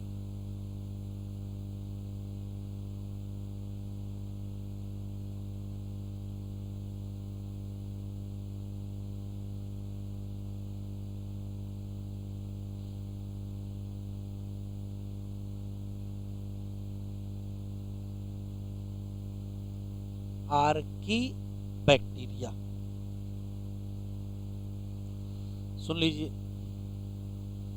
आर्की शब्द का मतलब होता है प्रिमिटिव, तो जो प्रिमिटिव बैक्टीरिया है उन्हीं को हम क्या कहेंगे, आर्की बैक्टीरिया। पहला सवाल, आर्की बैक्टीरिया की खास बात ये होती है कि एक एक्सट्रीम हैबिटेट या हार्श हैबिटेट में सरवाइव कर जाते हैं। जैसे कि कोई ऐसी जगह जहाँ काफ़ी ज़्यादा साल्टी एरिया हो तो वहाँ ये सरवाइव कर जाएंगे और अपना नाम बदल के हैलोफिल रख लेंगे। कोई ऐसा एरिया जहाँ बहुत गर्म पानी हो, हॉट स्प्रिंग हो, वहाँ भी रह लेंगे, बस नाम बदल के थर्मो एसिडोफिल कर लेंगे। ये कोई ऐसी एरिया जहाँ दलदल हो, दलदली भूमि, मार्सी एरिया जहाँ ऑक्सीजन नहीं होती, वहाँ भी रह लेंगे और अपना नाम मिथेनोजेन रख लेंगे। ये बाकी बैक्टीरिया से अपने आप को अलग रखते हैं, क्योंकि इनकी सेल वॉल अलग होती है और सेल वॉल अलग होने के नाते ही ये किसी भी कठिन परिस्थिति में सरवाइव कर लेते हैं।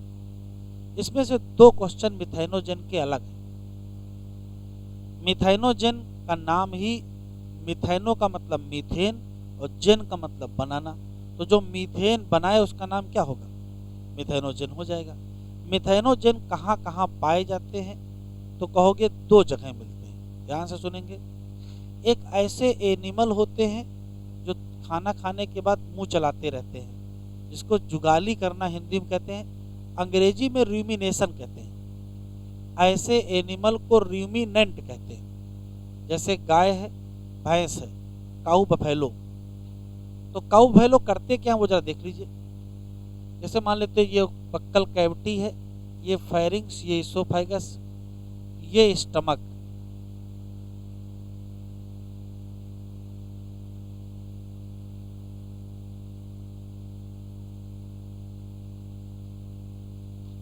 जरा इधर से चारा खाएंगे जिसमें ज्यादातर सेलुलोज होगा, स्वालो कर जाएंगे और इस चैम्बर में पहुंचेगा। इस चैम्बर का नाम र्यूमेन है। र्यूमेन चैम्बर में इनको पहले से ही वहां मिल जाएंगे मिथेनोजेन, जो इस सेलुलोज को मुलायम कर देंगे। जब सेलुलोज मुलायम हो जाता है उसको कड कहते हैं, और कड यहां से वापस फिर बक्कल कैविटी को आता है, उसको फिर से चबाते हैं, फिर स्वालो करते हैं। तो जब फिर स्वालो करेंगे तो फिर इस रास्ते से होते हुए इधर जाएगा। तो ऐसे एनिमल को कड चिविंग एनिमल भी कहते हैं। सेलुलोज का डाइजेशन टफ होता है, तो नेचर ने इनको व्यवस्था दी है कि पहले एक बार स्वालो कर लो, यहाँ जाकर के कड बनाओ, कड फिर यहाँ आए, फिर से चबाओ, फिर स्वालो करो, तब सेलुलोज का पाचन हो पाएगा। हम लोग सेलुलोज डाइजेस्ट नहीं कर सकते, ये लोग कर सकते हैं। तो सेलुलोज के डाइजेशन में मदद करते हैं कौन, मिथेनोजेन, जो पाए कहाँ जाते हैं, तो कहोगे गट या rumen chamber of stomach of ruminant. चलो ठीक है, यहाँ माइक्रो ऑर्गेनिज्म हैं, इसके फूड में मिल गए हैं, तो घुमा फिरा करके फूड यहाँ से यहाँ गया, फिर यहाँ गया, फिर होते होते पास हो गया। तो जो डंग पास होगा, गोबर, उसमें क्या होगा? उसमें सेलुलोज होगा अनडाइजेस्टेड, और इसमें बहुत सारे मिथेनोजेन होंगे।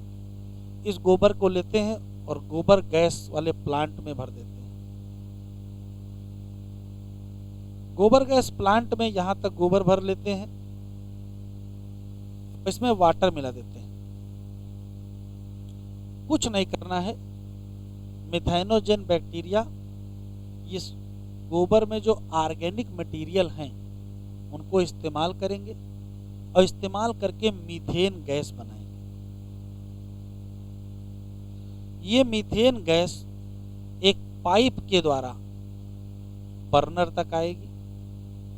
अब बर्नर का इस्तेमाल करेंगे, चाहे खाना बनाएं चाहे लाइट जलाएं। ये जो गैस यहाँ से यहाँ तक आई है, इसको बायोगैस कहते हैं। बायोगैस में मीथेन मेन होती है। तो दूसरा सवाल है कि मिथेनोजेन कहाँ मिलेंगे?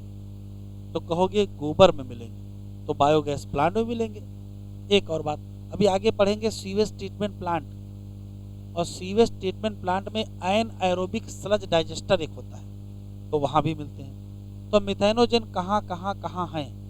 तो कहोगे र्यूमेन चैम्बर में है, डंग ऑफ रूमिनेंट कैटल में है, और कहाँ है? बायोगैस प्लांट में है, और कहाँ है? एनएरोबिक स्लज डाइजेस्टर में है। ये क्या बनाते हैं? तो कहोगे सेलुलोज के ब्रेकडाउन से ये मीथेन गैस या बायो गैस बनाते हैं। इतने क्वेश्चन हैं जो आपको याद रखने हैं और सब पूछा जा चुका है।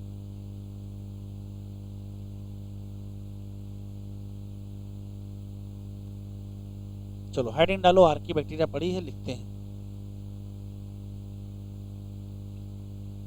ये क्या होते हैं? प्रिमिटिव बैक्टीरिया होते हैं। कहाँ प्रेजेंट होते हैं? प्रेजेंट इन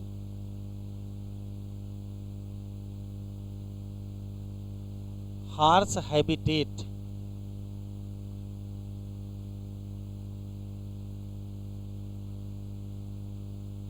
अब वो हार्श हैबिटेट कौन सा होगा? तो हो सकता है कहाँ मिल जाए?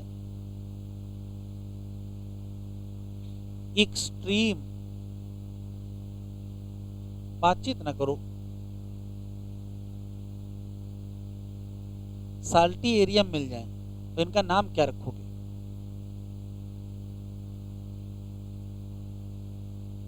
हाइलोफिल्स। हो सकता कहाँ मिल जाए?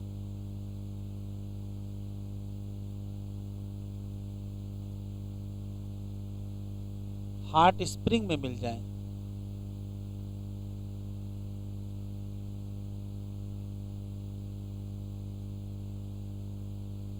तो थर्मो एसिडोफिल्स कहोगे। हो सकता है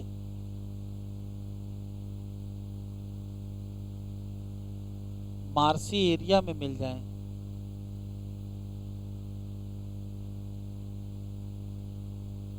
मिथेनोजेन। प्रिमिटिव बैक्टीरिया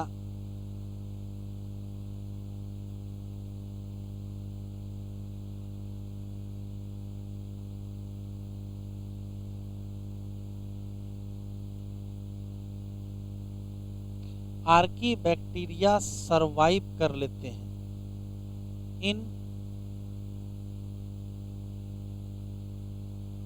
डिफिकल्ट हैबिटेट में। क्यों? तो कहोगे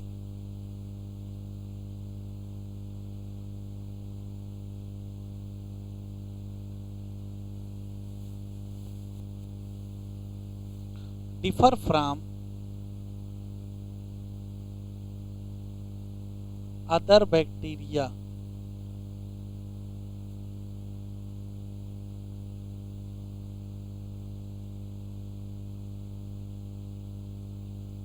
difference in सेलवाल। सेलवाल में अंतर होता है। क्या अंतर होता है? नहीं दिया एनसीईआरटी, तो अंतर लिख लीजिए। नो पेप्टाइडोग्लाइकान। पेप्टाइडोग्लाइकान इनके में नहीं होती है, जबकि प्रोटीनेशियस लेयर होती है। प्रोटीन सरफेस लेयर, और इसीलिए बच जाते हैं। फिर क्वेश्चन मिथेनोजेन का है।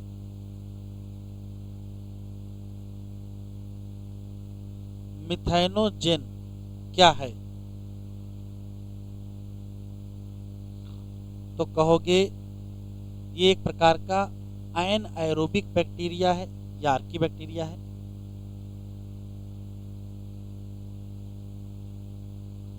एनाएरोबिक आर्की बैक्टीरिया है। दूसरा सवाल है कहाँ प्रेजेंट है?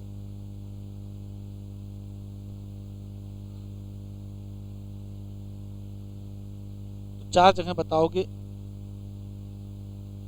गट ऑफ रूमिनेंट कैटल, जैसे काऊ,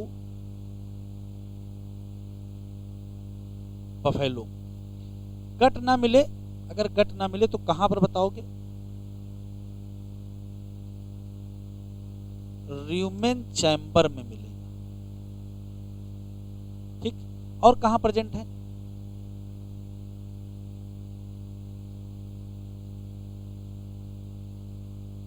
डंग ऑफ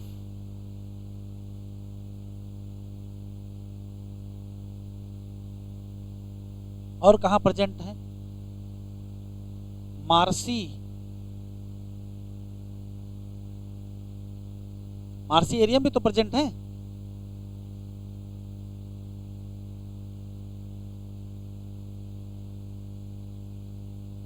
गोबर गैस प्लांट या बायोगैस प्लांट। और एक जगह और है, कहा? ये अभी रट लीजिएगा।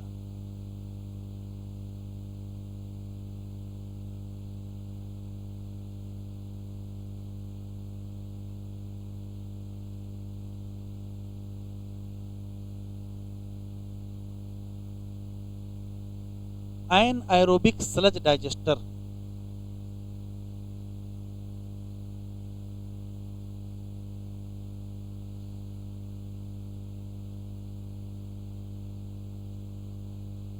मिथेनोजन क्या प्रोड्यूस करते हैं? तो कहोगे प्रोड्यूस करेंगे बायोगैस। कौन सी? मीथेन।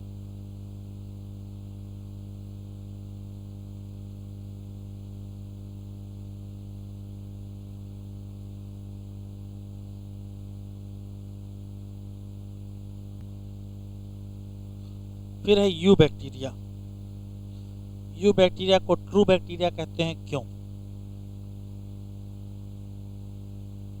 तो ध्यान से सुनिए, ऐसा कोई भी बैक्टीरिया जिसमें बैक्टीरिया के बेसिक कैरेक्टर पाए जाते हों उसको ट्रू बैक्टीरिया कहते हैं। जैसे कि रिजिड सेल वॉल पाया जाना बैक्टीरिया की पहचान है, और अगर वो मोटाइल है तो फ्लैजिला पाया जाना ये बैक्टीरिया की पहचान है।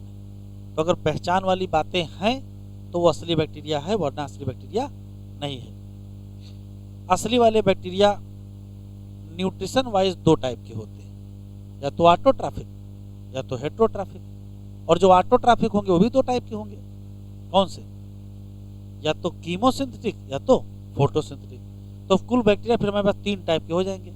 एक हो जाएंगे फोटोसिंथेटिक ऑटोट्रॉफिक, एक हो जाएंगे कीमोसिंथेटिक ऑटोट्रॉफिक, और एक हेट्रोट्रॉफिक। 3 ही तो होंगे।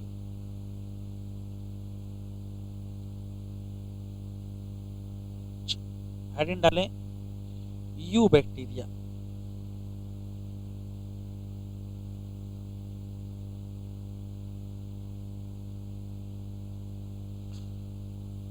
इसमें कौन आएंगे?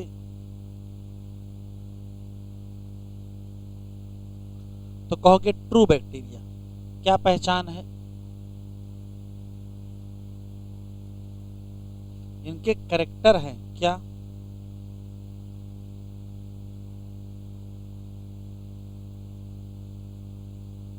Rigid cell wall and flagella present होगा यदि मोटाइल होंगे।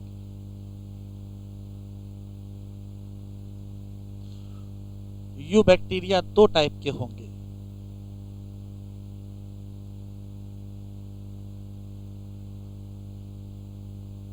ऑटोट्रॉफिक और हेटेरोट्रॉफिक। और ऑटोट्रॉफिक भी दो टाइप के होंगे, फोटो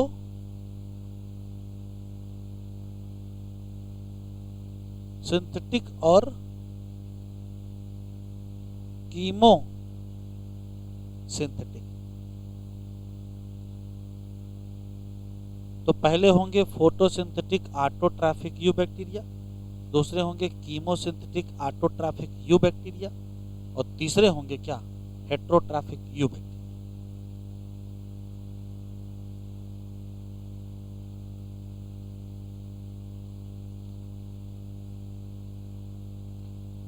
तो पहली हेडिंग क्या? Photosynthetic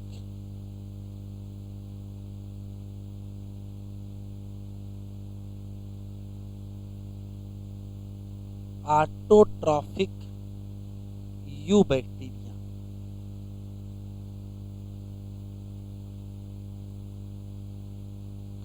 photosynthetic autotrophic you bacteria के एग्जाम्पल, तो इनको कहते हैं साइनोबैक्टीरिया,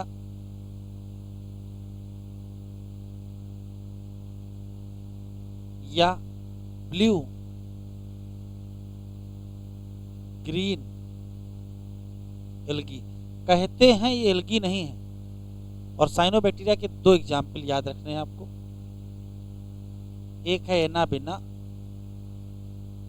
नॉस्टॉक और एनाबिना। नॉस्टॉक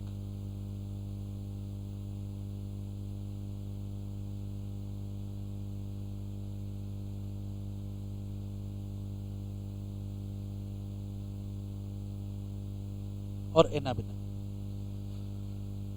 सवाल यह है कि फोटोसिंथेटिक ऑटोट्रॉफिक बैक्टीरिया कैसे हो गए।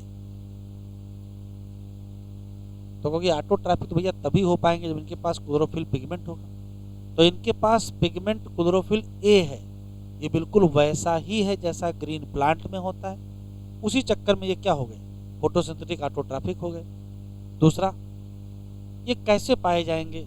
तो हो सकता है ये एक सेल के हों, हो सकता है ग्रुप ऑफ सेल बन जाए, तो उसको हम कॉलोनी कहेंगे। कॉलोनी हो सकता है लंबी हो जाए तो फिलामेंट हो सकता है। तो यूनिसेलुलर हो सकते हैं, कॉलोनियल हो सकते हैं, फिलामेंटस हो सकते हैं। ये फ्रेश वाटर में मिलेंगे, मैरीन वाटर में मिलेंगे और टेरेस्ट्रियल भी होते हैं। बस अगर कॉलोनी होगी तो देखो कैसी होगी। कॉलोनी की स्थिति ये है कि जैसे एक सेल ये है, दूसरी सेल ये है, तीसरी सेल ये है, चौथी, पांचवी, छठी, सातवीं, आठवीं, ऐसे मान लेते हैं ये फिलामेंट बनी है। तो कॉलोनी के बाहर बाहर कोटिंग पाई जाएगी।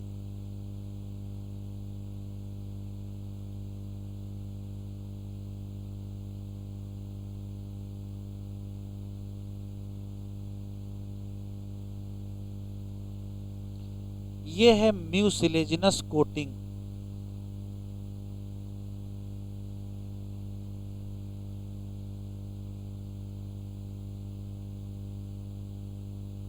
एक बात।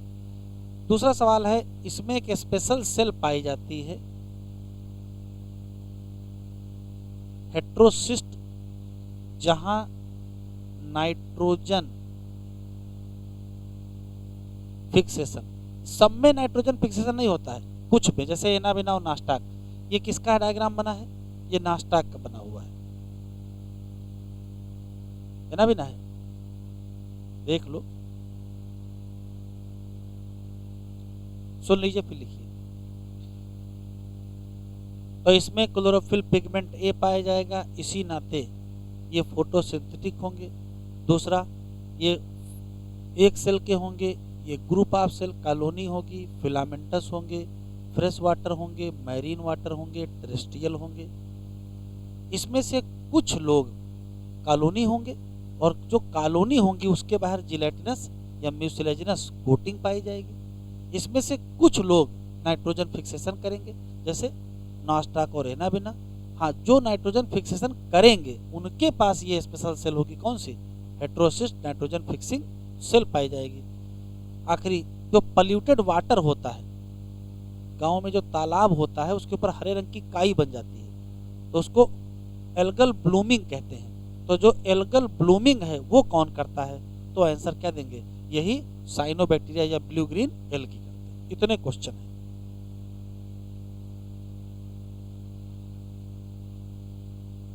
Hive pigment chlorophyll A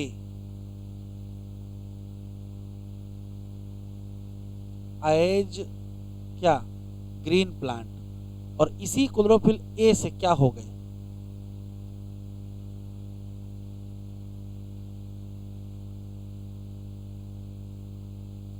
photosynthetic हो गए। दूसरा, यूनी सेलुलर होंगे, कॉलोनियल होंगे, फिलामेंटस होंगे।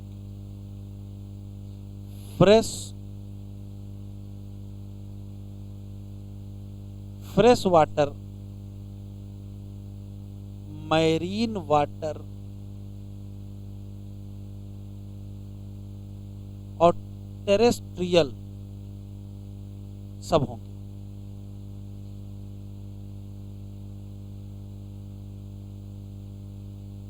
कुछ कॉलोनियल होंगे, और जो कॉलोनियल होंगे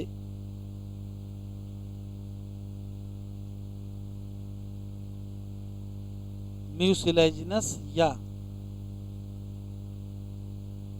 जिलेटिनस कोट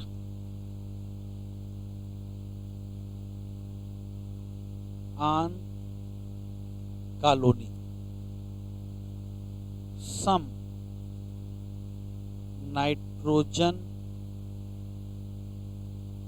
फिक्सेशन करेंगे। तो जो नाइट्रोजन फिक्सेशन करेंगे उनके पास एक स्पेशल सेल होगी, उसका नाम हेट्रोसिस्ट होगा। और नाइट्रोजन फिक्सेशन करेंगे कौन, नॉस्टाक,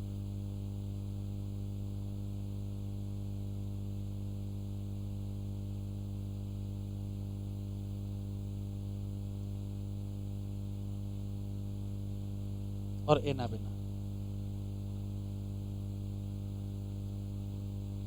blue green algae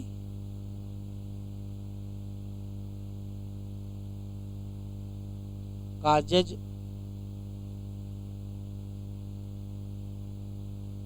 algal bloom in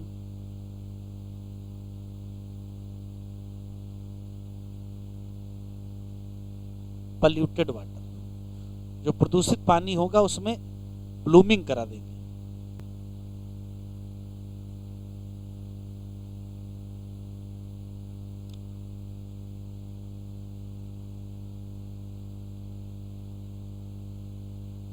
chemosynthetic autotrophic you bacteria में दो क्वेश्चन। पहला सवाल है कि वो कीमोसिंथेटिक हैं तो करते क्या हैं। वास्तव में वो ऑक्सीडेशन करते हैं इनऑर्गेनिक सब्सटेंस, जैसे नाइट्राइट का, नाइट्रेट का और अमोनिया का। और जब ऑक्सीडेशन करोगे तो एनर्जी निकलेगी, उस एनर्जी का इस्तेमाल करके एटीपी बना लेते हैं। एक बात। अब चूंकि नाइट्रोजन, नाइट्राइट, नाइट्रेट और अमोनिया ये तो नाइट्रोजन साइकिल के पार्ट हैं, तो जो ये कीमोसिंथेटिक ऑटोट्रॉफिक यू बैक्टीरिया होते हैं, इनका बड़ा इंपॉर्टेंट रोल होता है न्यूट्रिएंट साइकिल में, वो चाहे नाइट्रोजन की साइकिल हो, चाहे फास्फोरस की साइकिल हो, चाहे आयरन की साइकिल हो, और चाहे सल्फर की साइकिल हो। यही 2 क्वेश्चन है, लिखें।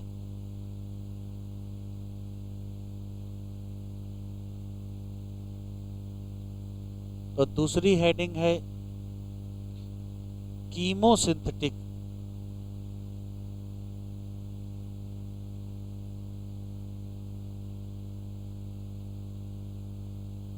Autotrophic you bacteria.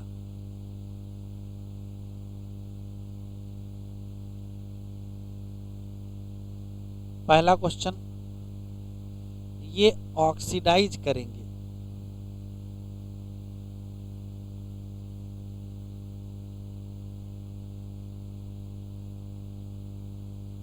Inorganic compound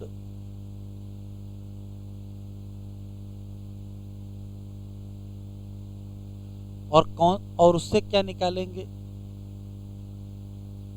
release करेंगे क्या एनर्जी, और उसको कहाँ यूज कर लेंगे, यूज इन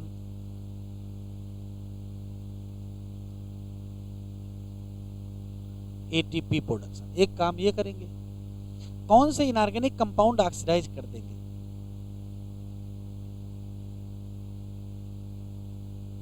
नाइट्राइट, नाइट्रेट और अमोनिया। सब एनसीईआरटी में लिखा भी दिखाएंगे। दूसरा काम क्या करेंगे, very important role in nutrient cycling. कौन कौन सी साइकिल, तो नाइट्रोजन साइकिल,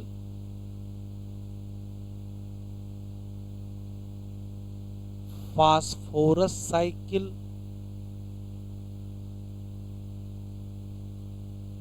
आयरन साइकिल और सल्फर साइकिल।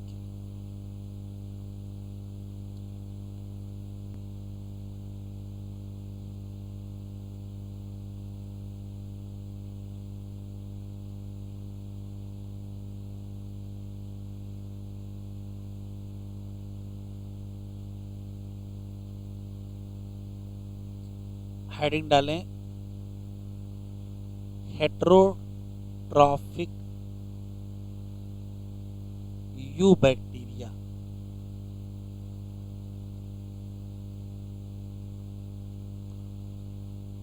चार क्वेश्चन,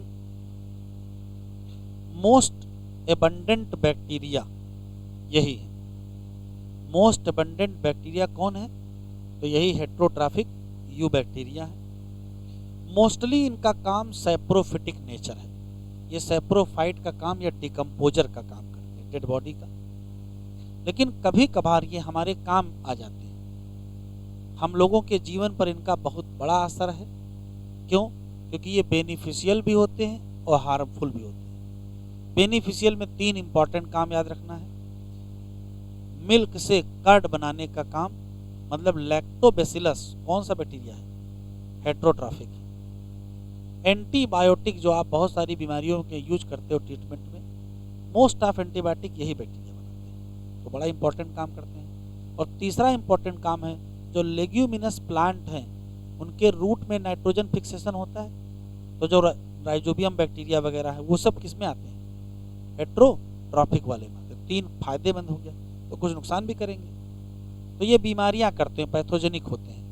ह्यूमन का पर भी हम लोगों में बीमारियां करते हैं, एनिमल में, बाकी एनिमल में करते हैं, प्लांट में करते हैं, या जो फार्म एनिमल है, जो पालतू जानवर हैं, या जो पेट्स हैं, हमारी जो फसलें हैं, उनको भी नुकसान पहुंचाते हैं। जैसे कौन कौन सी बीमारी करते हैं, तो बीमारी करने में 3-4 नाम याद रखेंगे।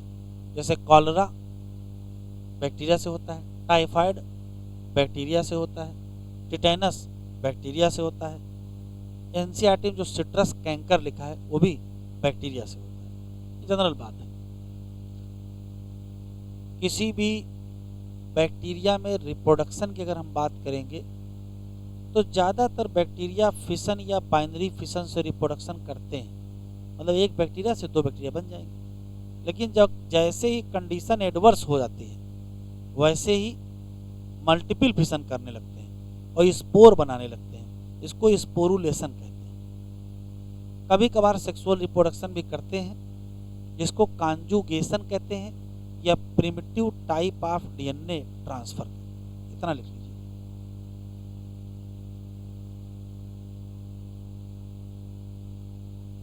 पहला सवाल, मोस्ट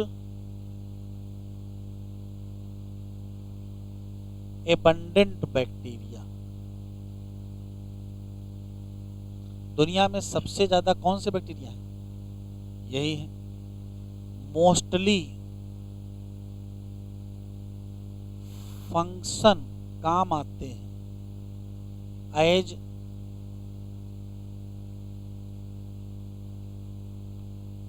डिकम्पोजर, इफेक्ट करते हैं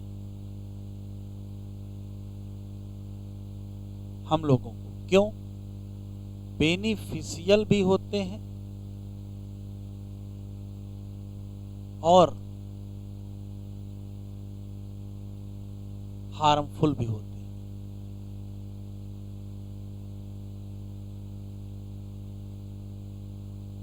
बेनिफिशियल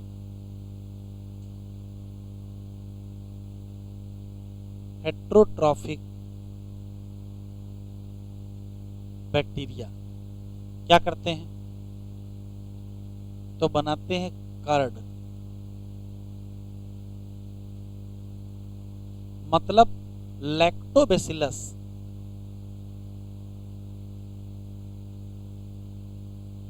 क्या है? तो लैक्टोबैसिलस एक प्रकार का हेट्रोट्रॉफिक बैक्टीरिया है। एंटी बायोटिक प्रोडक्शन बहुत इंपॉर्टेंट काम है, तो एंटीबायोटिक यही बनाते हैं। और तीसरा nitrogen fixation,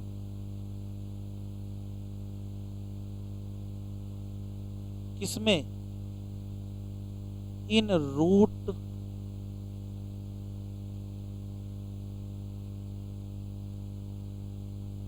of leguminous plant.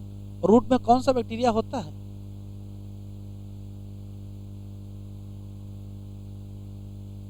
Rhizobium.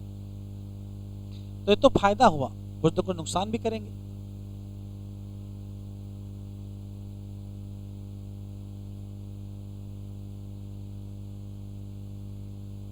Harmful effect क्या है? पैथोजेनिक होते हैं,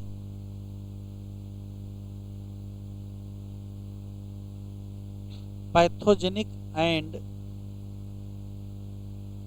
काजेज डिजीज, बीमारियां करेंगे। किसमें? In human, animal, plant, pets, crops. कौन कौन सी बीमारियां करेंगे? तो डिजीज बहुत सारी है,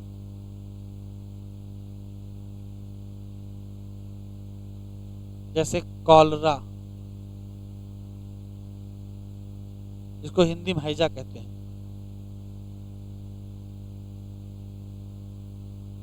टाइफाइड, टिटेनस, सिट्रस कैंकर।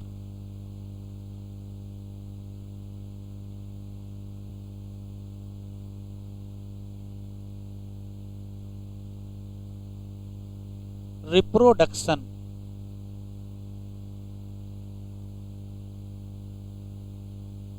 इन बैक्टीरिया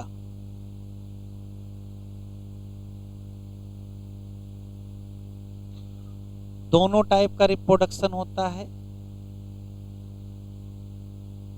एसेक्सुअल भी और एसेक्सुअल में दो टाइप का है, binary fission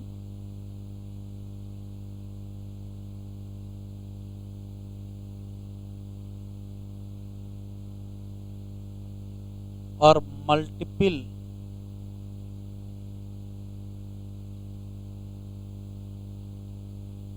fission.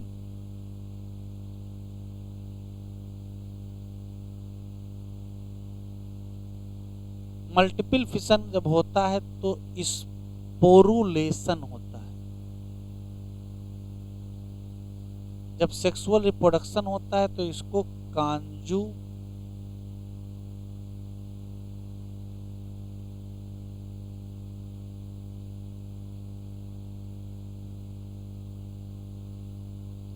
Mostly bacteria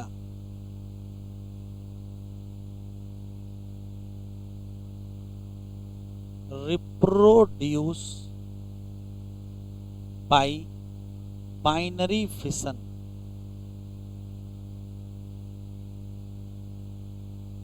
in, बस कंडीशन याद रखिएगा, इन फेवरेबल कंडीशन।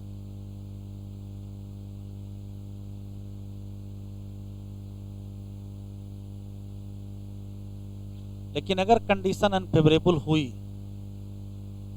इन एडवर्स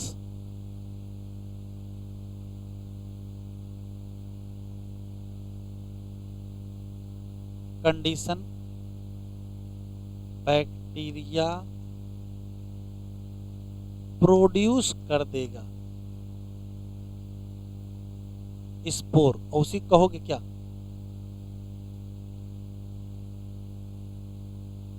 कभी कभार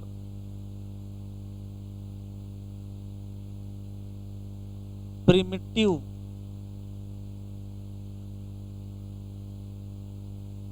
टाइप ऑफ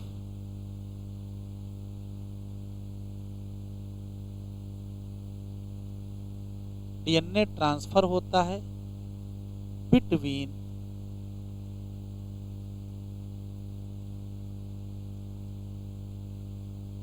बैक्टीरिया, और इसको कॉन्जुगेशन कहते हैं।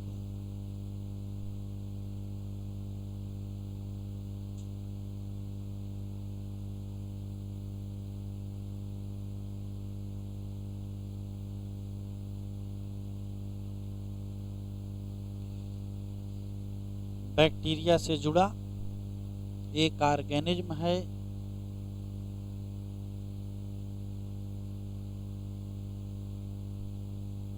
माइकोप्लाज्मा। जब हम सेल पढ़ रहे थे तो इसकी चर्चा हुई थी। ये वो प्रोकैरियोट है जिसमें सेल वॉल नहीं है। प्रोकैरियोट विदाउट सेल वॉल मतलब लैक सेल वॉल। एक क्वेश्चन तो वही हो गया था, ये क्वेश्चन वही हो गया था। ये स्मॉलेस्ट सेल भी है क्योंकि 0.3 माइक्रोमीटर होता है। यहाँ लिखा है स्मॉलेस्ट लिविंग सेल। दूसरा सवाल। तीसरा सवाल याद रखना है कि इसमें सेल वॉल नहीं है, साइज बहुत छोटा है, ये बिना ऑक्सीजन के सरवाइव कर सकता है। ये वहाँ नहीं लिखा है, सरवाइव विदाउट ऑक्सीजन। और ये पैथोजेनिक होता है, तो बीमारी करेगा। किसमें? प्लांट में भी, एनिमल। ये बताओ बैक्टीरिया प्रूफ फिल्टर से पास होगा कि नहीं? पास हो जाएगा, क्योंकि जो बैक्टीरिया प्रूफ फिल्टर होगा वो 3 से 5 को रोकने के लिए बना होगा, 0.3 के लिए थोड़े बना होगा। 4 क्वेश्चन लिख लीजिए बस। पहली line, prokaryote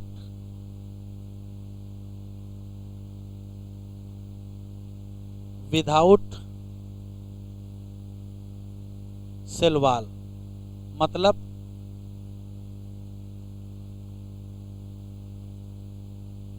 lack cell wall. दूसरा,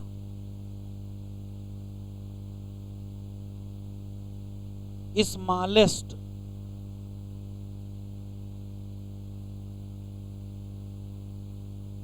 लिविंग सेल। क्यों?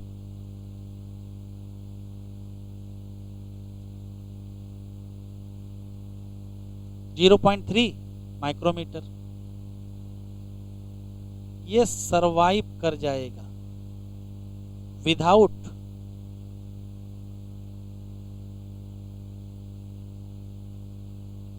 मतलब ये एरोबिक नहीं,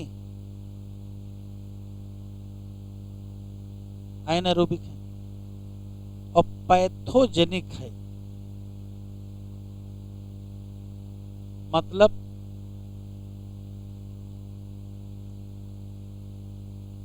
बीमारी कर देगा किसमें, प्लांट और एनिमल। बस लिखना नहीं है।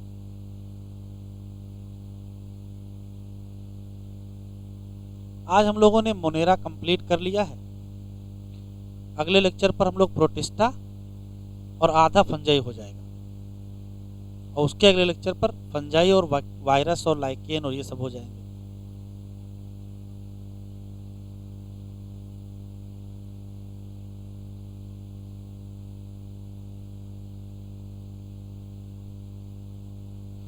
कहां तक पढ़ लिया था? यहां तक पढ़ना है। बैक्टीरिया स्पेशल, क्योंकि रह सकते हैं किसी भी हार्श हैबिटेट, जैसे एक्सट्रीम साल्टी एरिया वालों का नाम, हॉट स्प्रिंग वालों का नाम और मार्सी एरिया वालों का नाम, ये अलग हैं किससे, बाकी बैक्टीरिया से। किस मामले में? Cell wall. और इसी यही जिम्मेदार है किसके लिए, सर्वाइवल इन एडवर्स कंडीशन। ये इंपॉर्टेंट। मिथाइनोजन कहाँ है?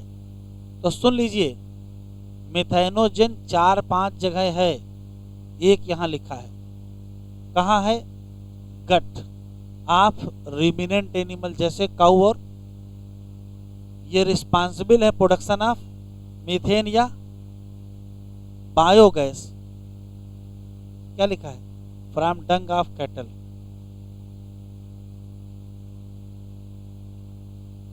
हजारों टाइप के यू बैक्टीरिया हैं जिनको ट्रू बैक्टीरिया कहते हैं। पहचान बताओ, ये पहचान लिखिए। और अगर मोटाइल हैं तो ये पहचान लिखिए। साइनो बैक्टीरिया जिनको ब्लू ग्रीन एल्गी कहते हैं, इनके पास क्लोरोफिल में क्या है? ए है। किसके जैसा? तो उसी चक्कर में क्या हो गए? फोटोसिंथेटिक। साइनो बैक्टीरिया कैसे होंगे? Unicellular, colonial, filamentous, fresh water, marine water, terrestrial. सब लिख दिए, जो सब लिख दिए बेकार। Colony generally surrounded by gelatinous, यहाँ क्या लिखा है? बात एक ही है। तो अक्सर बनाते हैं क्या? ब्लूम। किसमें? पल्यूटेड कि अनपल्यूटेड? पल्यूटेड। कुछ इसमें से, कुछ है कि सब? कुछ फिक्स करते हैं क्या? स्पेशल सेल होती है कौन सी? कौन लोग? नास्टाक और एनाबिना। यहाँ क्या लिखा है? फिलामेंटस ब्लू ग्रीन एल्गी, याद रखिएगा। एनसीईआरटी ने हेडिंग नहीं डाली, पैराग्राफ चलता ही रहा। कीमोसिंथेटिक ऑटोट्राफ, ऑक्सीडाइज करेंगे किसको? किसको? नाइट्राइट, नाइट्रेट और अमोनिया। और क्या निकालेंगे? एनर्जी। क्या बनाएंगे? एटीपी। तो कहाँ इनका रोल है? रिसाइकलिंग ऑफ न्यूट्रिएंट, जैसे नाइट्रोजन, फास्फोरस, आयरन और सल्फर। हेट्रो। क्या लिखा है? In nature. ज्यादातर कैसे हैं, लेकिन हमारे पर इनका बड़ा इम्पैक्ट है। क्यों? ये काम भी करते हैं। दही बनाते हैं तो न दही होता न दही बड़ा होता है। और क्या? एंटीबायोटिक बनाते हैं। और क्या? नाइट्रोजन फिक्स करते हैं। इन रूट ऑफ लेग्यूमिनस प्लांट। कुछ बीमारी भी करते हैं, ह्यूमन में, क्रॉप में, एनिमल में, पेट में, जैसे cholera, typhoid, tetanus, citrus, canker. Bacteria reproduce करेंगे ज्यादातर किससे? फिशन। कभी कभार कंडीशन क्या हो जाए तो क्या बना देंगे? Also reproduce by sexual. Primitive type mycoplasma, वो ऑर्गेनिज्म है जिसमें पूरी तरीके से क्या नहीं है, ये स्मॉलेस्ट लिविंग सेल है, सरवाइव करे बिना ऑक्सीजन। और ज्यादातर क्या है? Pathogenic in animal and plant. Monera खत्म, कल हम लोग पढ़ेंगे क्या, प्रोटिस्टा। हाँ